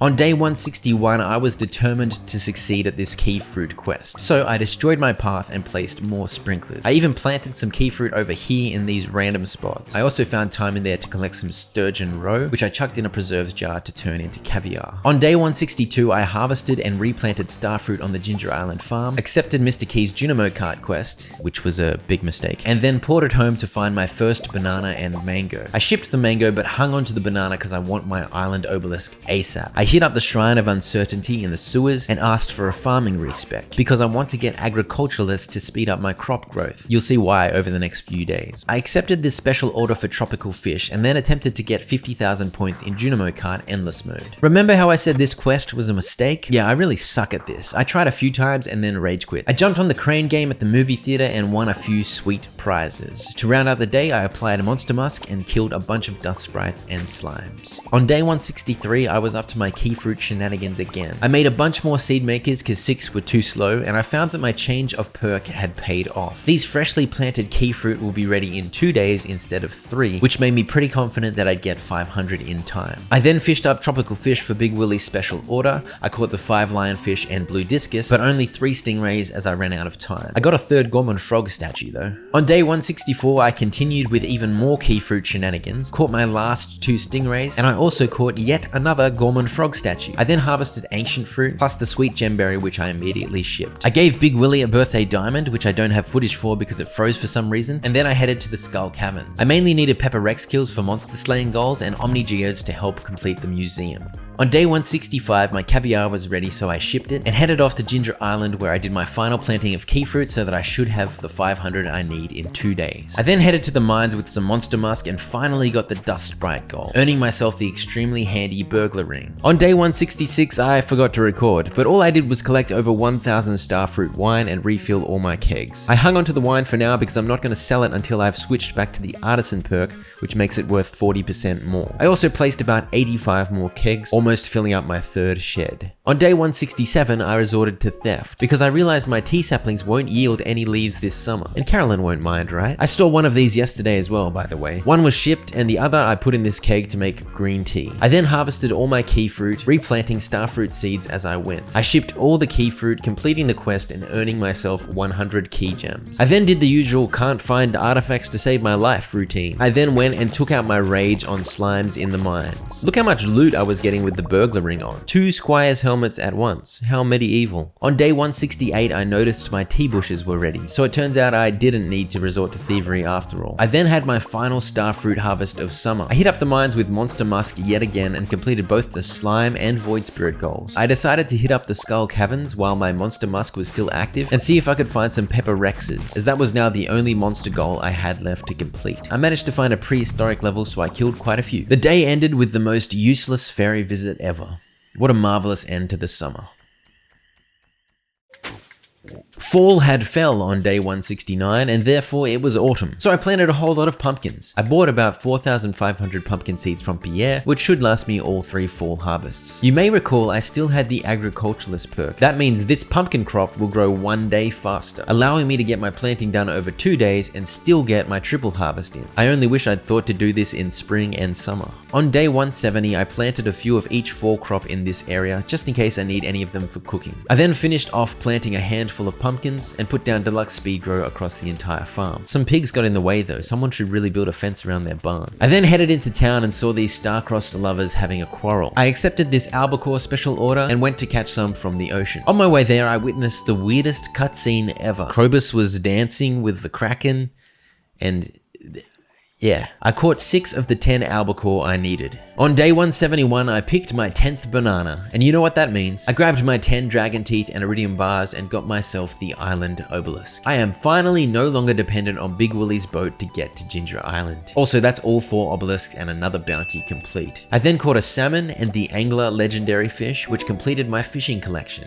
Yet another bounty complete. I then teleported to Ginger Island, very convenient, and accepted Mr. Key's quest to collect 4 prismatic shards. I also bought 3 galaxy souls from Mr. Key's shop. I then used all 3 of these on my galaxy sword to fully upgrade it into the infinity blade. I also added 30% damage onto it with 3 rubies, and finally I put the bug killer enchantment on it. This was a fully upgraded sword and my 3rd completed bounty for the day. I also enchanted my axe with swiftness and my hoe with archaeologist. I returned to the ocean and caught the 4 remaining albacores for the special order, and then finished the day crafting everything I could with the materials I had on hand. I must have crafted 30 or 40 things, taking a huge chunk out of the crafting completion. I also re-specialized into artisan overnight. On day 172, I put the frog hat on Doofledingus and received a star drop from Willie in the mail as a reward for completing the fishing bundle. I then hit up Ginger Island, and you won't believe this, but I actually found a snake vertebra. This is not a drill, we have acquired the spine of a snake. I need one more though, so don't get too excited. I then had a peek at how my perfection stats were tracking. All of yesterday's crafting got me up to 71% recipes made. Very nice. I tested my sword out on these tiger slimes. It does more than double the damage now, and I gave a banana to this big fella and earned myself 3 golden walnuts. On day 173, I collected 3.5 million gold worth of starfruit and ancient fruit wine. I also gave Elliot a birthday lobster, and anyone else I locked eyes with got some cheese. I crafted 8 more oil makers since I had almost 500 truffles to process. I placed 4 prismatic shards in Mr. Key's box, earning 40 key gems. Day 174 was a best luck day, so I decided it was finally time to reach level 1000 in the Skull Caverns. It was time to attempt my most ridiculous bounty yet. Basically, it was staircases galore. I found 2 prehistoric levels, which I paused briefly on to slay dinosaurs, completing the Pepper Rex Monster Slayer goal, which made me the Monster Slayer hero. Bounty complete. From then on, it was almost 900 more levels of staircase spam. It took me 36 minutes. I think I went into a coma at one point, I was so bored. But I did it. I got to floor 1000 at 7:50 PM, and that was yet another bounty complete. And now that I'd made it, I figured I'd better see how much loot I could get my hands on. Look at the iridium node density down here. It's very, very spicy. Also, I saw some red demon bats. I came away with 1042 iridium ore, 20 prismatic shards, 330 gold ore, 221 iron ore, and 168 copper ore, plus a bunch of other random goodies. After a very unusual day yesterday, I came back to reality with some chores on day 175. I also bought 3,000 hay from Marnie, because it's probably best to not let my animals starve. I harvested and replanted some starfruit on Ginger Island, collected this stone Junimo from behind the community center to add to the statue lineup, and did some work on interior design.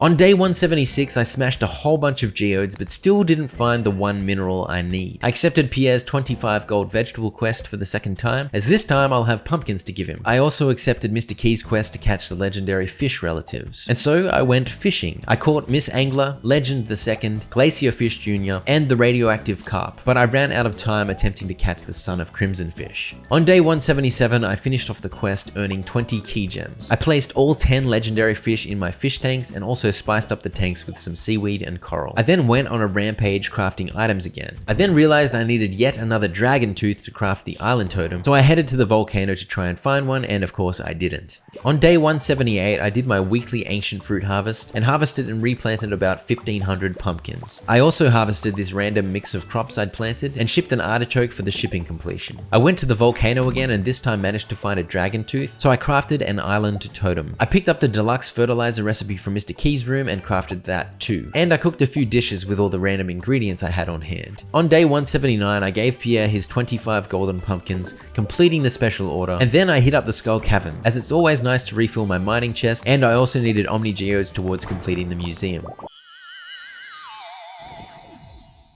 That strange noise awoke me on day 180, and I found this strange capsule incubating a creature of some kind. I plonked it down here to let it pulsate away. I collected my wine and refilled my kegs with starfruit, ancient fruit, and pumpkins, and decided tonight would be the night to sell all the goods I'd accumulated, including over 3,000 starfruit wine. I earned so much gold that the income screen broke. I'm not sure how much it was exactly, but it was over 10 million. On day 181, I cracked 40 more geodes and still no dolomite. I'd also made a habit of checking artifact spots around town, and even with my archaeologist enchantment on my hoe, I was yet to find any of the artifacts I needed. I gave Emily Abigail's birthday amethyst by accident because I don't know the difference between blue and purple, and so Abigail had to settle with birthday cheese. I then spent the fortune I'd earned overnight and bought myself a gold clock, costing 10 million gold. Bounty complete. I finally got the golden scythe from the quarry too. I guess it was a gold themed day. I visited old mate Gil and got this knight's helm for completing the monster slayer goals, and I also bought about 1,000 explosive ammo. I spent the evening collecting more Omni Geodes in the Skull Caverns. On day 182, I went to the Skull Caverns to farm Geodes again, and then had the idea that perhaps the volcano would be a better choice because I'd also have the chance to pick up another ostrich egg from a chest. Turns out you get about 0 Omni Geodes in the volcano, and I had no luck with the ostrich egg, as they can only be found in rare chests, and I found 3 common chests. On day 183, I noticed the creature in the strange capsule had disappeared. No idea where it went, but I can only assume it lurks and watches me while I sleep. I gave Sandy a birthday daffodil, accepted Mr. Key's quest to do the hard mode of the mines, and accepted Gunther's special order to collect 100 bone fragments. I once again broke a bunch of Omni Geodes and once again had no luck. I then hit up the funky alternative version of the mines and got down to level 70, collecting a good chunk of radioactive ore on the way. On day 184, I shipped 1 radioactive ore and put a bunch onto smelt. My Ginger Island starfruit harvest was ready, but I didn't urgently need gold, so I honestly couldn't be bothered harvesting. I hit up the festival in town and absolutely dominated at this target shooting game. Look at me go. I then indulged in some healthy gambling. I bought a star drop, as well as this Howl's Moving Castle inspired rarecrow, and a fedora, which I popped on my head. I entered the produce competition with some cheese encased ice cream, but I somehow only came second, so clearly it was rigged. I spent the evening in the mines again and reached level 120, completing Mr. Key's quest. On day 185, I collected my radioactive bars and shipped one. I killed skeletons and collected all the bone fragments I needed and dropped these off at the museum, completing Gunther's special order. I then bought the 4 crafting recipes from Mr. Key that require radioactive ore or bars, and bought a carved brazier recipe from Robin.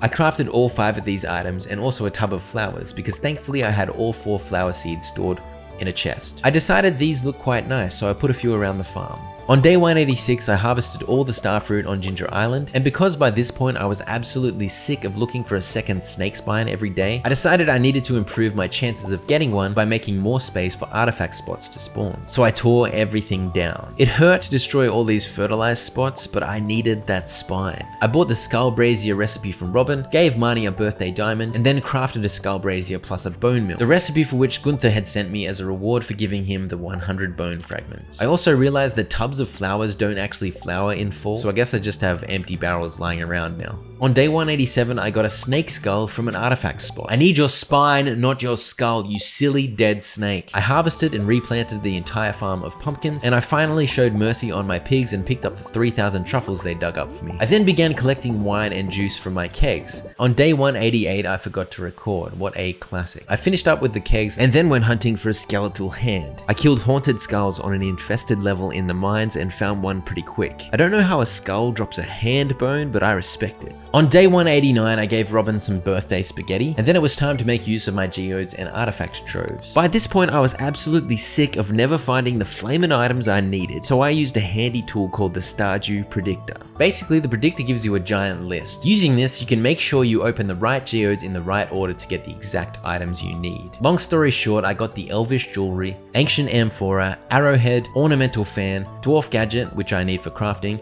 and Dolomite, completing both the mineral and artifact collections. I donated them all to the museum, but my museum wasn't complete. Turns out I was missing 3 items. My collections were done, so I'd picked these up at some point, but I must have sold them accidentally. So I quickly crafted a farm computer and then spent the rest of the day farming a bunch more Omni Geodes. On day 190, I picked up Mr. Key's quest for hard mode skull caverns. I then went to Robin's to buy the marble brazier recipe, and then I headed to Clint's for some more predictor shenanigans. I got the bone flute, ancient sword, and obsidian, and finally finished off the museum, which awarded me with my 7th and final star drop. 2 bounties completed at once. Now, I know some of you may find the use of the Stardew Predictor a little bit dodgy, and I would like to say, I don't care. I then picked up Clint's special order to kill 50 bats. I helped Penny clean up, which outraged Pam. I gave Penny cheese's consolation. I then helped George get a book from the top shelf, which inspired him to tell the story of that time he blew up his legs. I gave him cheese's consolation. I then eavesdropped on Abigail and Caroline having a fight, so I gave them both cheese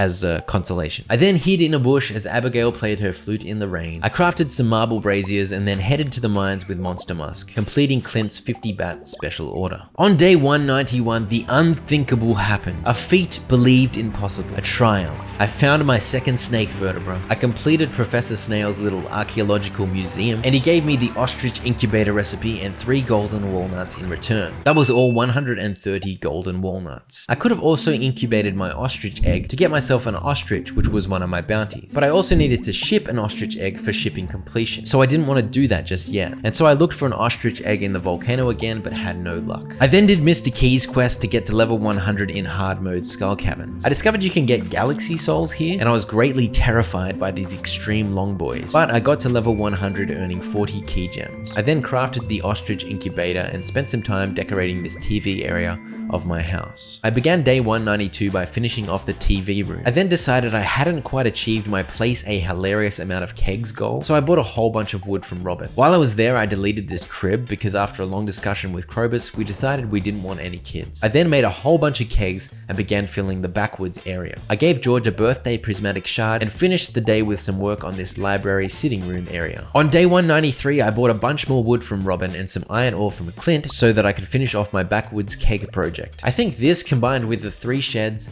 cave, quarry, bus stop, road, and tunnel, officially qualifies as a hilarious amount of kegs. I then tried my luck finding an ostrich egg again, but had no success. And then I began working on my bedroom area. I really got to do something about these cacti. I'm not sure it's the vibe I'm going for. On day 194, I tried yet again for an ostrich egg and had no luck yet again. On floor 9, I actually got a rare chest for once, but as I said, no egg. Another goal I had was to get the Wumbus statue from the crane machine, but for whatever reason, I never had the Wumbus movie show at the theater, so I guess I'll be failing that bounty. I went to Robin's and tried to put the bedroom wall back in, but there were cacti in the way, so I asked her to open shortcuts around town instead. I returned home and destroyed the offending cacti, and then attempted to return to Robin and reinstate the wall, but as I arrived, she wandered off. Since when do you close at 4, Robin, you traitor? Here, have some cheese. I did some work on the bedroom regardless. On day 195, I worked on the final touches to the bedroom, asked Robin to put the wall back in, and then did some work on the dining area. At 10 PM, I attended Spirit's Eve, where I was able to purchase the final rare crow I needed, as well as the recipe for jack-o'-lanterns. Even though Harvey seemed stumped as he stared at this hedge, I was able to conquer the trials of the maze and retrieve this golden pumpkin. On day 196, I crafted the deluxe scarecrow, a recipe earned by collecting all 8 rare crows. I had no idea the radius of effect these things had was so massive. Another bounty bounty complete. I then crafted a jack-o'-lantern, and I had thought it was my final item to craft, but there was no achievement, no fanfare. So I headed to Mr. Key's perfection tracker and saw that I was only at 97%. I started to panic because I had no idea which items I was missing until I discovered this show advanced crafting info. This let me know how many of each item I had crafted. So I figured out that I needed to make a hardwood fence,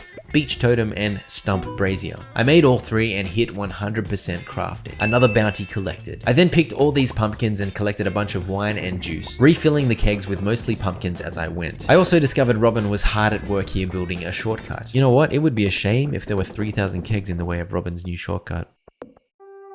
On day 197, and as is now tradition, I forgot to record the first of winter. All I did was ship the ostrich egg, because at this point it was impossible for me to get an ostrich in time, and then I continued designing the house for the rest of the day. Here's a little tour. I've got Skelly on welcome duty, I made a pretty fridge area because I'm addicted to fridge space, and I even spruced up Krobus's weird dungeon area. I put in little floor dividers and fixed up the floors too. On day 198, my ostrich egg had officially shipped and my shipping collection was complete. Another bounty collected. Look at all these completed collections, and then there's cooking. I'd also sold a bunch overnight, so my total gold earned had officially cleared 30 million. Another bounty collected. I decorated downstairs where my strategy was to place 1 billion plants. I also filled the casks with cheese for good measure. My house was now fully decorated and looking great. Another bounty collected. I then went to the movies hoping to get some cool stuff from the crane game, but this buffhead was hogging it. So I watched this snowy movie about the nutritional benefits of a star drop. I then tried to force feed Lewis some cheese while he was asleep. And I found Abigail with a big chonky sword in the graveyard, so that was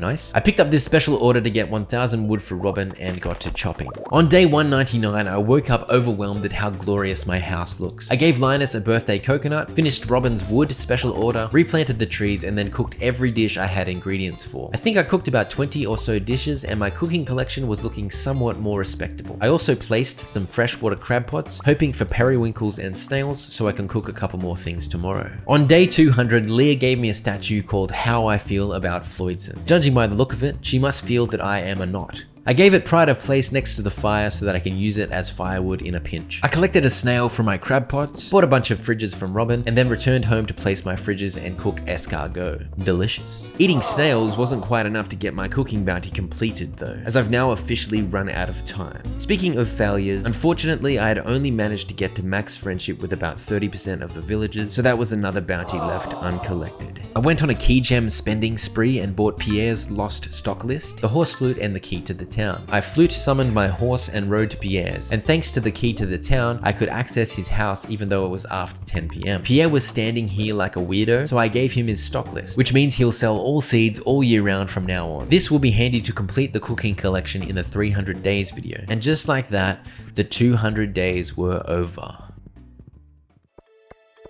Day 201, year 2, winter 5. It's snowing and I've got some chores to do. I collected gems, smelted, and put some fire quartz in crystallariums because I'm gonna need heaps of refined quartz. I collected my greenhouse ancient fruit and then assembled all the loved gifts I had on hand into this chest because I need to max out friendship with the entire village in order to reach perfection. Prismatic shards and rabbit's feet were my go-to, as most people love those. I stumbled upon Robin and Demetrius having a domestic battle about tomatoes, and I unhelpfully told them that tomatoes are a vegetable. I then listened to Sebastian whinge about no one taking his programming job seriously. Anyway, I then took stock of all the ingredients I'll need to complete the cooking collection and planted a bunch of stuff that I'm gonna need on Ginger Island. Day 202 began with some starfruit planting, and I also placed down deluxe speed grow on all the crops I planted last night. I then ran around giving out more loved gifts to round out the week. This takes forever, especially when I can't find Alex because he goes to the Flamin' Bath. What a goose. I planted some taro roots as I need these to buy some hats, and then headed to the volcano in search of an ostrich egg. These have a 1 in 9 chance to drop from rare chests. In my 200 days video, I failed to hatch an ostrich, so to redeem myself, my goal is to fill an entire barn with ostriches in this video. It's off to a bad start with that goal though, because I didn't find one. On day 203, I commissioned a coop from Robin and ran around giving out loved gifts yet again. In the process, I got Willie, Caroline, George, and Alex to max friendship. I then made a hat tailoring chest, as there are 35 tailorable hats. I collected all the ingredients I had on hand and wrote a list of all the stuff I needed. I then got kidnapped and taken to a concert concert at Zuzu City, and this fellow with the green hair absolutely loved it. I rounded out the day in the volcano again, and as well as searching for an ostrich egg, I made a point of killing every tiger slime, as they have a 1 in 1,000 chance of dropping the tiger hat. Anyway, I eventually passed out in the volcano without finding an egg or tiger hat. So you know, I pass out on literally 97% of days, because I'm a bit of a tryhard and I like to use every second of every day. On day 204, I was keen to go about giving everyone loved gifts again, but I was ambushed by an ice festival. Turns out that was a good thing, because the reward for winning the fishing competition was the sailor's cap, another hat off my list. I then stargazed with Maru before another fruitless trip to the volcano. I did my daily gem collection and ore smelt on day 205 before going on a loved gift rampage. I reached max friendship with Pierre, Gus, and Elliot. I told Elliot he should write a sci-fi epic, in response to which he played me some beautiful piano.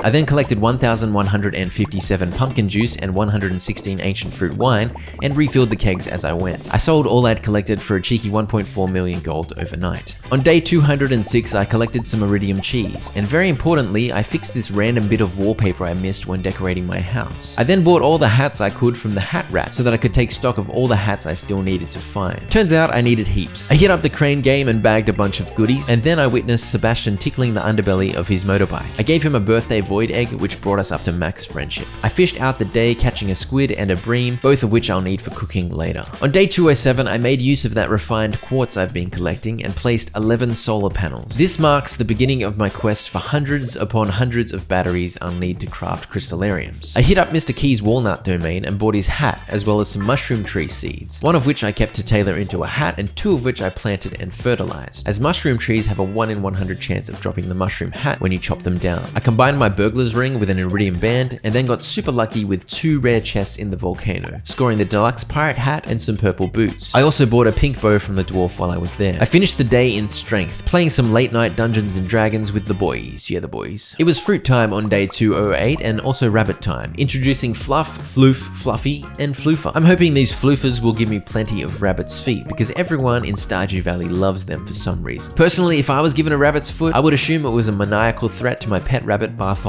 I then asked Robin for a big coop upgrade, before fishing up 4 carp, a sardine, and 2 shrimps, which I'll need for cooking later. I also got this war basket while I was at it. One of my goals is to fish up all the secret items, so there's one. I then hit up the volcano yet again and had no luck yet again. On day 209, I did Mr. Key's hard mode of the mines quest for what must have been the 3rd time now, earning a cheeky 50 key gems. I then went and had dinner with Jody and the fam, where I slapped down my big old green bass on the floor, just wham down in the middle of the living room. I then experienced some more failure at the volcano. The tiger hat and ostrich egg are very elusive. On day 210, I asked Robin for a deluxe coupe and went on another loved gifts rampage, as it was a new week. I reached max friendship with Maru, Abigail, the wizard, and Leah. I then had my annual checkup with Dr. Harv, and he told me I have a serious case of ligma. I also saw a bunch of nerds spinning around in circles. I bought 4 more rabbits named Fluff, Floff, Flaff, and Fleff before harvesting some of the produce on Ginger Island. And I know it pretty much goes without saying by this point, but I then went to the volcano and had no luck. On day 211, I continued my rampage of generosity with more loved gifts. In return, Penny fed me toxic food and Maru electrocuted me. Linus paid a visit to Ginger Island, and in the twist of the century, it turns out he speaks parrot just like Leo.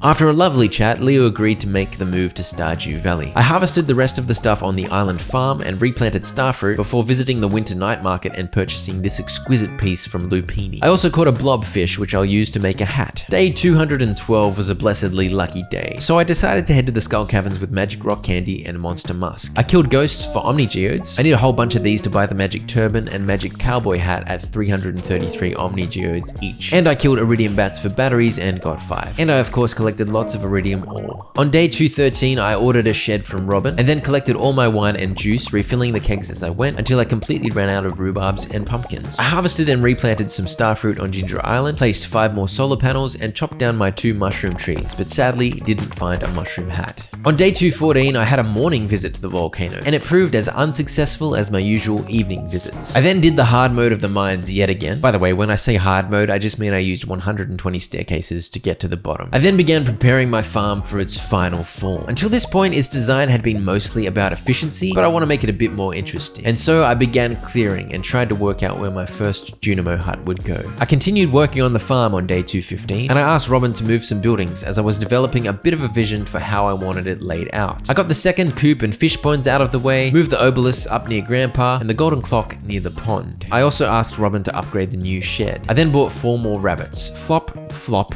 Floppy, and Douglas. I harvested a bunch of taro roots on Ginger Island and used them to buy the deluxe cowboy hat from this blue weirdo, which I put on my head and wore into the volcano, but unfortunately it didn't bring me any luck. It was off to the Skull Caverns with best luck on day 216, where I once again collected a bunch of batteries, omnigeodes, and ore. On day 217, I made and placed a bunch of crystallariums to fill with fire quartz, as I need way more solar panels. It was a new week, so I gave out a bunch of loved gifts yet again, reaching max friendship with Harvey and Jody. Harvey told me about his failed dream of becoming a pilot, and I told him of my failed dream to become disciplined enough to exercise more than once a year. I then went to the volcano, and when I spotted this rare chest, my heart began to beat faster and faster. I pushed up the heavy lid, and lo and behold, an ostrich egg popped out. Unbelievable. I chucked it into an ostrich incubator, and I will have me an ostrich soon enough. I collected some batteries on day 218 and then bought an exotic bed and an extra long boy aquarium from Mr. Keith. These will decorate my Ginger Island farmhouse. I then went wild with loved gifts yet again, reaching max friendship with Haley. I popped some monster musks to farm some bat wings, which I'll use to make more monster musks. And once I grabbed a few, I went to the Skull Caverns. On day 219, I went to the Skull Caverns again, this time completing Mr. Key's quest to earn 40 key gems, and managed to get 134 omnigeodes and 6 batteries. On day 220, I crafted and placed 9 more solar panels, harvested and replanted starfruit on Ginger Island, and bought the bluebird mask from the island trader for 30 taro roots. I commissioned my ostrich barn from Robin. I put it over here out of the way for now, and then realized I need 100 fiber for each Junimo hut, so decided to plant a bunch of fiber on the farm. I then continued my design work, preparing space for a Junimo hut here to the left of the animal section. On day 221, it was a best luck day, so after gem collecting and smelting, I ignored the nerds celebrating Christmas and headed to the Skull Caverns. I forgot my monster musk, and I also ran out of explosive ammo, so it was a bit of a doozy, but I still managed to collect a fair bit of ore. I harvested and replanted a bunch more island starfruit on day 222 and placed 9 more solar panels. I then collected all the wine and juice from my kegs, replacing them with starfruit, ancient fruit, and a bunch of other random fruit as I went. I finished the day clearing more of the farm in preparation for its updated design. On day 223, I tended my animals for once and then continued working on my farm. One big change was replacing this pathway because I decided the old path was ugly. I filled up my new shed with furnaces because I'm gonna need to smelt a ridiculous amount of gold and iridium ore. I wrapped up the day with a cheeky purchase of 3,000 explosive ammo. On day 224, I placed 13 more solar panels and killed some tiger slimes. This is something I try to remember to do daily, as I still need that tiger hat. I crafted 38 crystallariums and added them to this shed. Task 1 is to fill this up with jade and ruby crystallariums before I begin on my diamond project down in Cindersap Forest. I then bought 5,000 gold ore,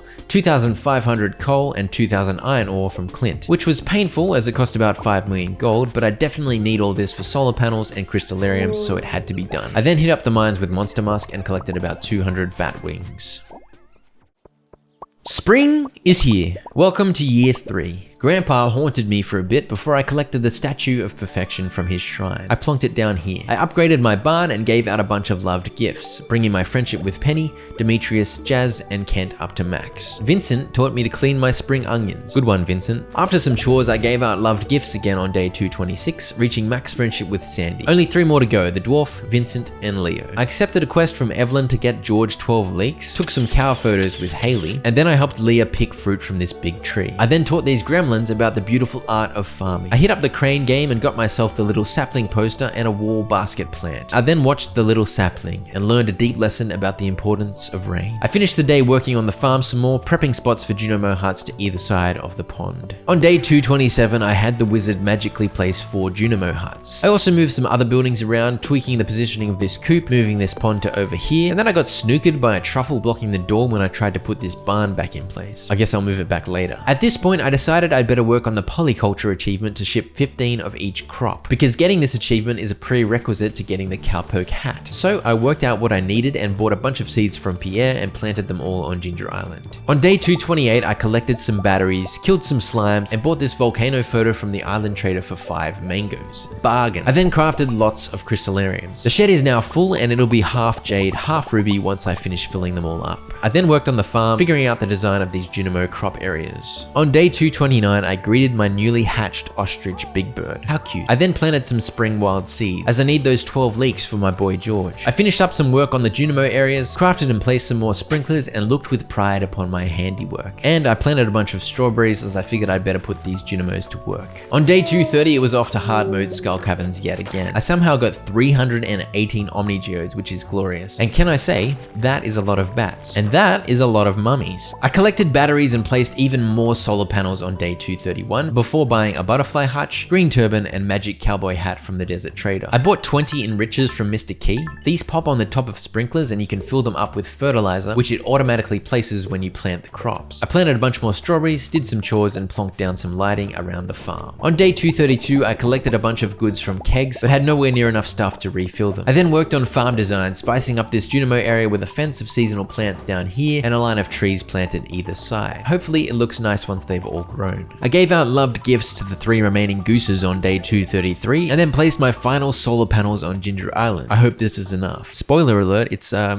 not really enough. I harvested a bunch of stuff to sell for the polyculture shipping achievement and planted starfruit. I crafted a few crystallariums and collected these 20 crystallariums, as I don't need refined quartz anymore now that I'm finished with solar panels. And with that, I finally embarked upon my quest to cover this area of cindersap forest with crystallariums. It was beautiful to see Leo adjusting well to life in the valley on day 234, so I gave him a duck feather. I also gave the dwarf a rabbit's foot and a pink cake to the birthday boy, bringing me to max hearts with young Vincent. I moved my ostrich barn back to this spot here and bought 10,000 stone as well as 3,000 gold ore, as I'd already used the 5,000 gold ore I bought a few days back. My smelting shed was using up about 600 ore every round of smelting, so I was going through it quickly. By this point, the only cooking recipe I had left to get was the tropical curry recipe. This one is unique in that you can only get it when Gus happens to visit the resort and set up this island store. Well, that day had come, and so I paid him a visit. Now that I'd learned every recipe, I headed home and went on a cooking spree. I was pretty sure my 7 fridges had all the ingredients I needed, and I did manage to cook 50 or so dishes, but it turned out I'd forgotten to get some eels, preventing me from cooking these 2 eel dishes. So close, yet so far. I then tidied up inside my coops and barns, adding some fencing and prepping my ostrich barn for its eventual mayo machines. It was Thursday on day 235, so I figured I'd stock up on deluxe speed row. I bought 3,000. Thanks, Sandy. I grabbed some batteries, harvested and shipped some more stuff from the Ginger Island farm, collected animal produce, and placed some fences. I then began to work on the gold clock area. It was kind of tricky. Initially, I had some random fences down, but then I was like, nah, that looks a bit wacky, so then I placed some tiles down and planted some trees. It's a start, I guess. On day 236, I harvested and replanted spring wild seeds. Don't worry, George, your beloved leeks will be there soon, you silly old geezer. I harvested the last of the crops I need to ship for polyculture and replanted starfruit. I also chopped down all these random mahogany trees. I built a fence for the rabbit hutch, moved the pig barn a bit, bought 1,000 grass starter because I want to make the farm look lush, and redid some fences with grass starter under them. This little trick means the animals can't eat that grass, so it can continuously spread without fear of being chomped. I thought it would be cool to connect my central animal area to this pig barn over here, so I began work on that too. I awoke to the polyculture achievement on day 237. I popped a rain totem to guarantee it rains tomorrow so that I can catch those 2 eels I need for cooking completion, as they only spawn on rainy days. I then hit up Skull Cavern's hard mode for the 69th time, and when I hit level 100, not only did I get my 40 key gems, I also got the A Big Help achievement for completing 40 quests. 2 achievements in one day, very nice. This achievement will allow me to buy the chicken mask. On day 238, I gave Leo and the dwarf loved gifts. This got me to max friendship with Leo. I harvested some strawberries and then stopped because I remembered I have Junimos. It looks like they refuse to work in the rain, but it's fine, they can do it tomorrow. While doing my chores, I discovered my ostrich had grown and laid an egg, so I put it in to incubate. I bought 8 more enrichers and put them on the remaining iridium sprinklers. I also bought some mushroom tree seeds to plant. Haley lost something on the beach, so I whipped out my metal detector and found it for her. And then I discovered Sebastian standing in the rain, talking about how much he loves dark storm clouds because he's so edgy. We then canoodled under his umbrella. After all that madness, it was past 4 PM and rainy. Perfect eel catching conditions. I caught 2 quickly and then returned home and cooked the 2 eel dishes, completing the cooking collection and earning an achievement. I then visited my guy Hat Mouse and bought the chicken mask,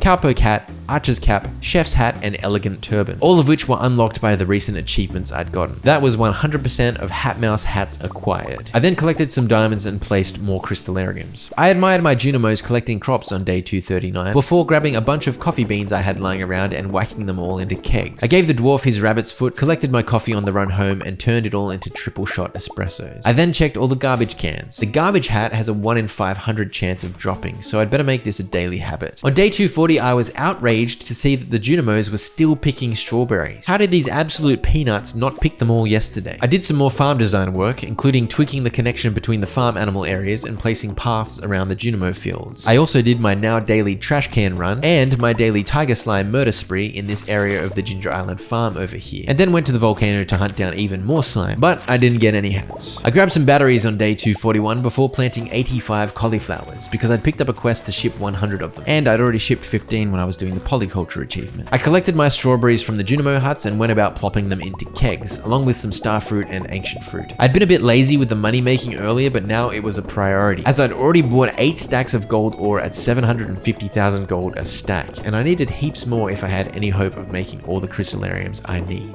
I collected the last of the spring forageables on day 242 and then dropped 12 leeks off in Evelyn's fridge, completing her quest. I planted some cheeky trees behind this shed and tended to my animals. Big Bird still hadn't pooped out a second egg yet. Hurry up, Big Bird, I need to fill this barn with the fruit of your loins. I bought a magic turban from the desert trader and decided to put it on my alien scarecrow, but for some reason it's not magical when he wears it. It's supposed to change colors. Oh well, he still looks very handsome. I then hit up the volcano with a monster mask, hoping to kill heaps of tiger slimes, but unfortunately it didn't pay off this time. No tiger hat. On day 243, I received a coffee machine in the mail as a thanks from Evelyn for inundating her beloved George with leeks. After my daily run around of tasks, I crafted 56 more crystallariums and placed them, collecting a bunch of diamonds and filling a bunch more crystallariums while I was there. I then worked on the farm some more, getting a start on a little flower honey area and trying to make the overall design flow as best I could. I harvested and replanted starfruit on day 244, bought 3,000 wood and crafted some more beehives to place. I didn't bother planting flowers for now as spring is almost over. I then played around with pathing for a bit, spruced up the area in front of the rabbit hutch, and then got annoyed about how picky fruit trees are about growing, so decided to just destroy these saplings and put some tree seeds down instead. On day 245, I gave the dwarf his final rabbit's foot, finally reaching max friendship with him. I'm pretty sure that should be 100% perfection. I then hopped into the mines farming gold, since it's best luck and I do need lots of gold ore for crystallariums. I eventually got bored and decided to check my perfection status to confirm, and I did indeed have 100%. I wrapped up the day with more farm design. On day 246, I awoke to messages of Grandpa's pride about the eternal significance of my farm, and I heard a rumbling in the distance. I think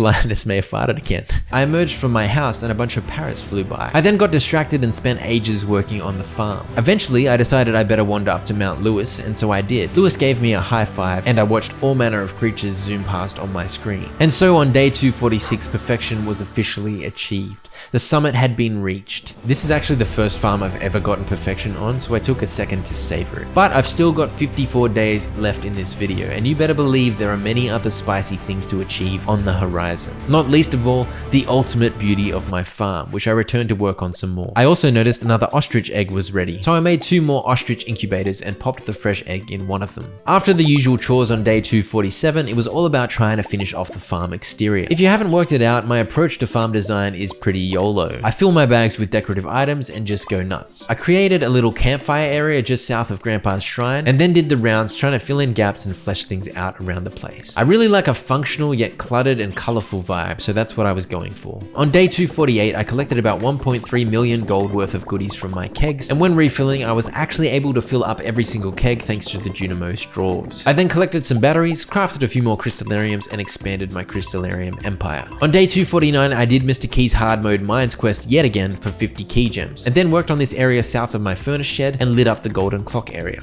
On day 250, I designed this area south of the bunny hutch, and then bought 10 mushroom tree seeds from Mr. Key to plant on Ginger Island. Will these ones drop the mushroom hat for me? Question mark, question mark. I bought 2 golden eggs from Marnie and put 1 in each coop to incubate. These golden eggs become available once you've achieved perfection, and so began my quest to fill up a coop with golden chickens. I then did even more work on the farm, sprucing up this left pond and the farm animal areas with some tiles and lighting. On day 51, I collected 85 cauliflowers and shipped them, completing the quest to ship 100. My second ostrich arrived and I named him Bogbird. I also discovered another another ostrich egg which I placed in an incubator. I then rearranged and designed this area right of my house. I didn't really know what to do here, so I just made it look busy and chucked down some lighting. I then began work designing Grandpa's shrine area. I went for a symmetrical vibe here and tried to make it suitably reverent of the old geezer. On day 252, I forgot to record because it's essential I forget to record at least once per episode. I finished up the Grandpa shrine area, and in the process discovered there were a bunch of plants I could have been using from the catalog, so I sprinkled some of those around the place. For example, the bonsai trees, and these two tall trees here behind the fence. And just like that, the entire farm exterior was finished, and so was spring.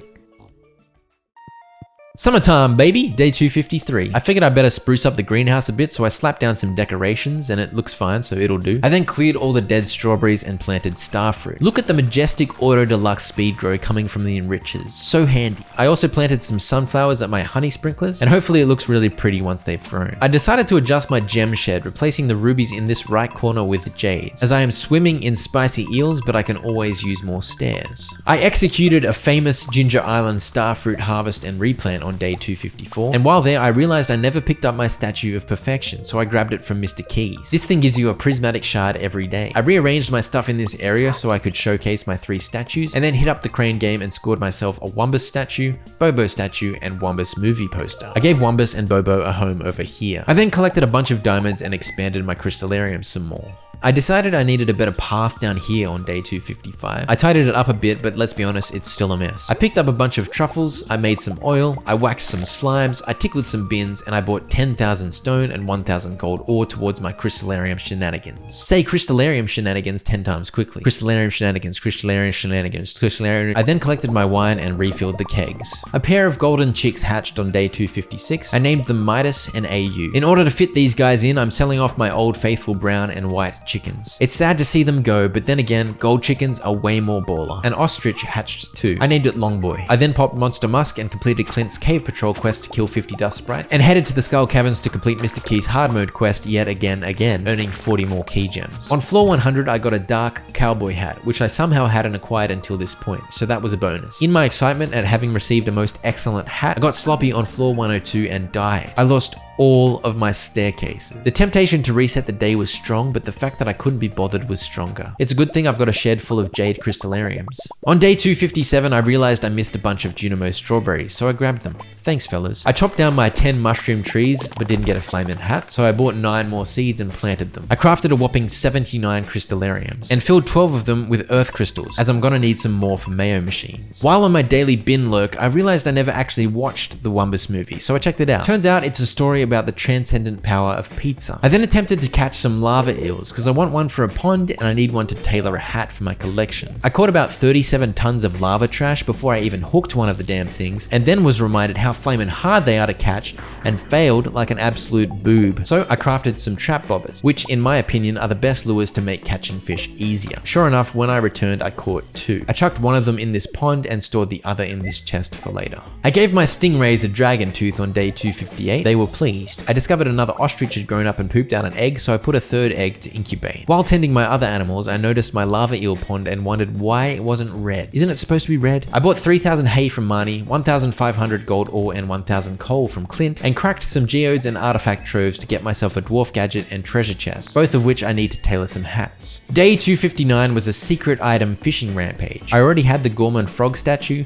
frog hat, wall basket, and iridium crobus, so I was off to collect the rest. I got the foliage painting here, the squirrel figurine here, the physics 101 painting up here, and while at the volcano I also had a chat with this toasty monkey and he gave me the triple question mark hat. I got the pyramid decal here, and bought some stairs too, and I got this Vista artwork here, a decorative trash can here, and a lifesaver from here. Quite a delightful haul of goodies. I then noticed my sunflowers were fully grown, so I admired my pretty little honey area. I placed down 24 lightning rods on day 260, because tomorrow is going to be stormy and I want some zappy zap batteries. I bought 4,000 stone, crafted 26 more crystallariums, collected diamonds, and placed 93 more crystallariums. I don't know if you've ever noticed, but there are a lot of inconvenient bushes down here, so it's a real pain placing these. My 4th ostrich hatched, and I named it Pidgey. It was a gimme that sunflower honey kind of day 261, which is actually kind of stressful because I don't want to accidentally pick the sunflowers, so I've got to be precise with my clicking. I then completed the no eating Skull Caverns Mr. Key quest, earning 25 key gems, and spent the rest of of the day pulling in a juicy haul of ore. Speaking of juicy, I had a pretty juicy battery haul on day 262. I cut down my 9 mushroom trees, but yet again failed to get a mushroom hat, so I bought 5 more mushroom tree seeds to plant and fertilize. Speaking of tree fertilizer, I'd put a hopper and bone mill contraption down at some point, and it was giving me heaps of tree fertilizer. This is very useful because tree fertilizer can be a headache to craft. Anyway, long live bone mills. A golden chicken hatched and I named it Lewis. I then helped the Junimos harvest my starfruit and replant it, and got busy with my kegs. I also gave my lava eels 3 fire quartz. My lava eel pond was suddenly red on day 263, I'm guessing thanks to completing the quest last night. Another golden chicken hatched, which I named El Dorado. I harvested and replanted Ginger Island. I made some oil, finished up with the kegs, smelted, and then headed to the Ginger Island farmhouse to begin working on its interior. I continued working on the Ginger Island farmhouse on day 264, including putting up heaps of art on the walls, putting some choice hats on these sea urchins, sprucing up the kitchen, and putting some danglies behind the fish tank. I spent the entirety of day 265 finishing the island farmhouse. As you can see, it's my classic busy and cluttered style. We've got the bedroom looking spicy. The kitchen and dining is vibrant. And then I've got even more dining over here, which I now realize is a bit random, but it's fine. We've got a little tailoring area over here, and then things get a little wacky with this Gorman frog shrine. I even used some stone walls in here, which I think works nicely to partition the large area. On day 266, I discovered 2 more ostrich eggs, so I made 2 more incubators. I now had 5 going at once, which may have been overkill, but I do love me an ostrich. I did a bunch of chores, bought about 12,000 stone, and crafted 75 crystallariums and expanded my empire. I think I was up to about 400 crystallariums at this point. While I was down there, I stumbled upon my guy Trash Bear, which reminded me that one of my goals was to complete this fella's quests. He wanted a red snapper, and I didn't have one handy, so I popped a rain totem to guarantee rain tomorrow, which is necessary for red snapper to spawn. I caught Trash Bear's red snapper on day 267, but ironically I couldn't give it to him because apparently he doesn't come out in the rain. I greeted a new ostrich named Stretch. I then bought a small cap from the island trader for 30 taro tubers. I popped some golden eggs into mayo machines, and I'd never done this before, so I was curious what kind of mayo would be produced. I then hit up the mines with monster musk and farmed some bat wings, which I need for more monster musk.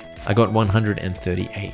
I greeted Smaug the golden chicken on day 268, as well as Gollum the ostrich. I collected the mayo, and it turns out golden eggs give 3 gold star mayo each. Very nice. I chopped down my 5 mushroom trees, but the mushroom hat eluded me still. I then hit up the volcano with monster musk and slogged all the way to level 9 with no luck, when suddenly, in a moment that defied belief, the tiger hat had dropped. A 1 in 1,000 chance, and after murdering slimes daily for so long, I finally had one. I also got a second deluxe pirate hat from a rare chest, so that was a nice bonus. That night, another gold chicken hatched, and I named it Bilbo. On day 269, I appeased the Trash Bear. I gave him the red snapper I caught a couple of days ago, then a bream, which I had handy in my chest, then a blackberry cobbler, which I was able to make with on-hand ingredients, and finally a crispy bass. After those 4 gifts, he was happy, so he played his pipes and cleaned up this area south of the sewers, and he Mary Poppins'd over here and gave the dog's house a glow up. I then did Mr. Key's no eating skull caverns quest again, earning 25 key gems. I collected almost 4 million gold worth of wine on day 270 and refilled some of the kegs as I went. I grabbed some animal produce, smelted some ore, and ran around putting tree fertilizer on any trees that hadn't grown yet, because I want to see what my farm looks like when they've all grown. On day 271, I helped the Junimos harvest all the starfruit, replanting as I went, and then I put all the starfruit in the remaining kegs. I also did a bunch of farm chores. You know how it is. On day 272, I picked and planted Ginger Island starfruit, bought and planted more mushroom tree seeds, and bought 5,000 gold ore from Clint and got to smelting. I rode Doofledingus south and collected almost 400 diamonds, most of which I sold, and placed 44 more diamond crystallariums. I was so close to finishing on the right side, but that's not even halfway. I then placed one final ostrich egg into incubate. Chores kept me busy until 12 PM on day 273. Can you believe that? I then took stock of the hats I still needed. Firstly, there was Emily's 14 heart hat. This one was a write-off, because there's no way I'm kicking Krobus out of my house. I also needed to get the trash hat, which was down to luck on my daily trash run. And of course, a mushroom hat, which refuses to drop. And I also need 1 key fruit to tailor into a hat. But for some reason, Mr. Key was refusing to offer me that quest, so as of yet, it had been impossible to find one. And that left the living hat, which as you know has a 1 in 100,000 chance of dropping when you whack a weed. And lots of weeds spawn in the mines. So with a big sigh, I headed off to the mines to hit weeds. Now, if this doesn't prove my commitment to making these 100 days videos as good as possible, I don't know what else I can do. Hit like and subscribe for weed whacking. A golden chicken named Winner emerged forth on day 274. Being a Monday, I did my weekly check of Mr. Key's quests. And what do you know, he still refuses to give me the key fruit quest. I picked up the 50 loved gifts quest instead. I gave out about 20 love gifts, and while doing the run, I stumbled upon George surrounded by his leak gifts, which he took to be an elaborate prank, so he threw them all out without opening them. Sorry, Evelyn. I then hit up the mines for some more weed whacking. Another golden chicken hatched on day 275. Welcome, C3PO. I gave out the rest of the 50 loved gifts, earning 40 key gems. I bought yet another 8 mushroom tree seeds and planted them before once again going to the mines to whack weeds. Day 276 was a best luck day, and considering the great amount of batteries, iridium ore, and gold ore I need for crystallarium, I figured I'd hit up the skull caverns. I got a good juicy haul. A new ostrich hatched on day 227, and I called it Domono, like the Pokemon Doduo, except with only one head, therefore Domono. Get it? I collected a bunch of wine, bought 12,000 stone from Robin, and crafted 130 crystallariums. I then collected about 440 diamonds and started placing my freshly made crystallariums, but ran out of time. On day 278, I collected a spicy 1,000 plus iridium ore and 15 prismatic shards from the skull caverns. On day 279, 3 ostriches hatched. Ozzy, Flopneck, and Spiro. I decided to place some looms in my rabbit coop, as I might as well process the wool. Not the iridium wool though, as I discovered they actually sell for more than cloth. I also placed 24 mayo machines in the ostrich barn, which is way too many, but it's fine. I chopped down 5 mushroom trees, and you already know that I didn't get the flamin' hat. And I crafted 60 more crystallariums, and with that I was yet again out of gold bars and stone. I crafted about 600 crystallariums at this point, costing 3,000 gold bars, or 15,000 gold ore, 1,200 iridium bars, or 6,000 iridium ore, and 600 batteries. Oh, and like 60,000 stone. This has been an expensive endeavor. Day 280 saw the birth of Gandalf the Golden Chicken. I collected some ostrich mayo, and it looks like these produced 10 at once. I noticed my lava eels wanted basalt, and I made the snap decision that I definitely couldn't be bothered getting it for them. At 12 PM, I tickled this bush here and received the giant Junimo plushie. This is something you have to do on the last day of each season, and today was the day that I finally remembered to do it. I gave the plushie pride of place over here. I bought some more gold ore as well as radishes, which I planted. They'll die tomorrow, but they'll keep the spots watered in preparation for pumpkins. To round out a fruitful summer, I collected starfruit the Junimos had collected and filled up a bunch of kegs. Welcome, fall, it's day 281. Decadent the Golden Chicken joined us, and I harvested a bunch of starfruit from Ginger Island, but I only replanted about 180 seeds, as I need to begin designing the farm and I have big plans. I checked Mr. Key's quest and there was no key fruit quest yet again, so I accepted the flamin' loved gifts one. I sold my starfruit wine to Pierre and bought almost 2,000 gold ore and about 7,000 stone towards crystallariums. Luckily, I already had about 1,000 pumpkin seeds on hand, so I planted those and once again was thankful for the very handy deluxe speedgrow automatic dispensers.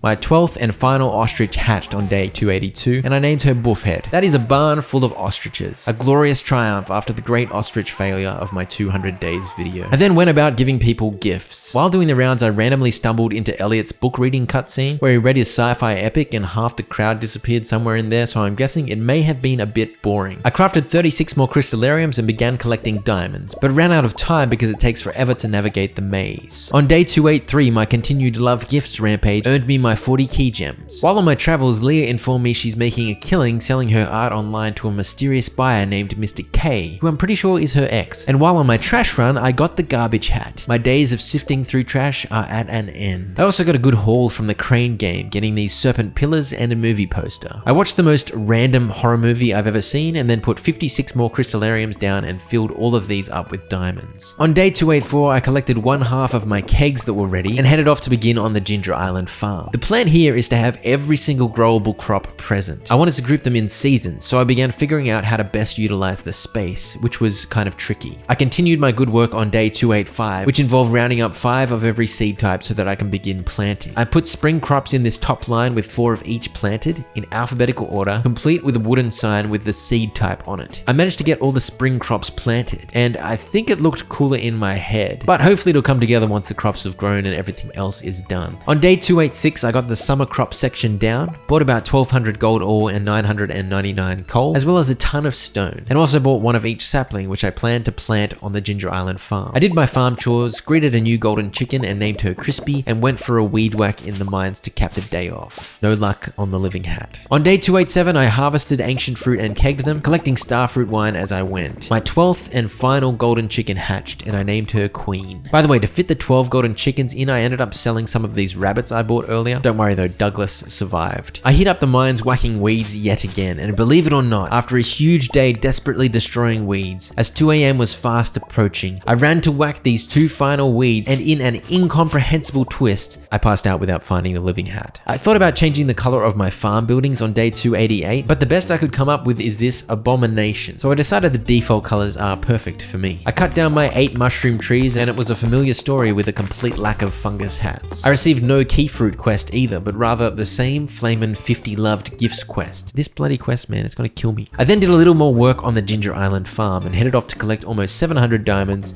and place 56 more crystallariums. I was happy about another thunderstorm on day 289 because I need all the batteries I can get if I'm gonna finish my crystallarium empire. I then decided today was the day to tailor all my hats, minus the key fruit hat, which I'd pretty much given up on. And so I got busy with the sewing machine. I crafted 3 party hats, a blobfish mask, dwarf helm, pumpkin mask, totem mask, dino mask, and the list goes on. I kept the fashion hat on my head, as I am indeed very fashionable. I then gave out about 30 loved gifts for the flamin' quest, which I was thoroughly sick of, but I wanted key gems to give me another shot at the mushroom hat, so I made myself do it. I bought 2500 gold ore and some stone and finished the day with chores around the farm. I harvested starfruit from Ginger Island on day 290 and cleared the area. I collected batteries and moved these solar panels to make space and finished giving loved gifts. I used the 40 key gems I earned to buy 8 more mushroom tree seeds and place them out of the way over here. I then collected these Junimo pumpkins and replanted more pumpkins. I ended the day collecting starfruit wine and putting starfruit and pumpkins in the kegs. On day 291, I collected some more wine and kegged all my pumpkins, and then got back to designing the Ginger Island farm. I planted all the fruit tree saplings down the middle with spring trees at the top, summer in the middle, and fall at the bottom. I ran out of room though, so the pomegranate tree got rejected. Unfortunately, these won't grow fully before 300 days, but the plan would have been to chuck stone tiles around them once they were big boy trees. I put down all the 4 crops, and this last spot at the end would have been for sweet gem berries, but I have no rare seeds.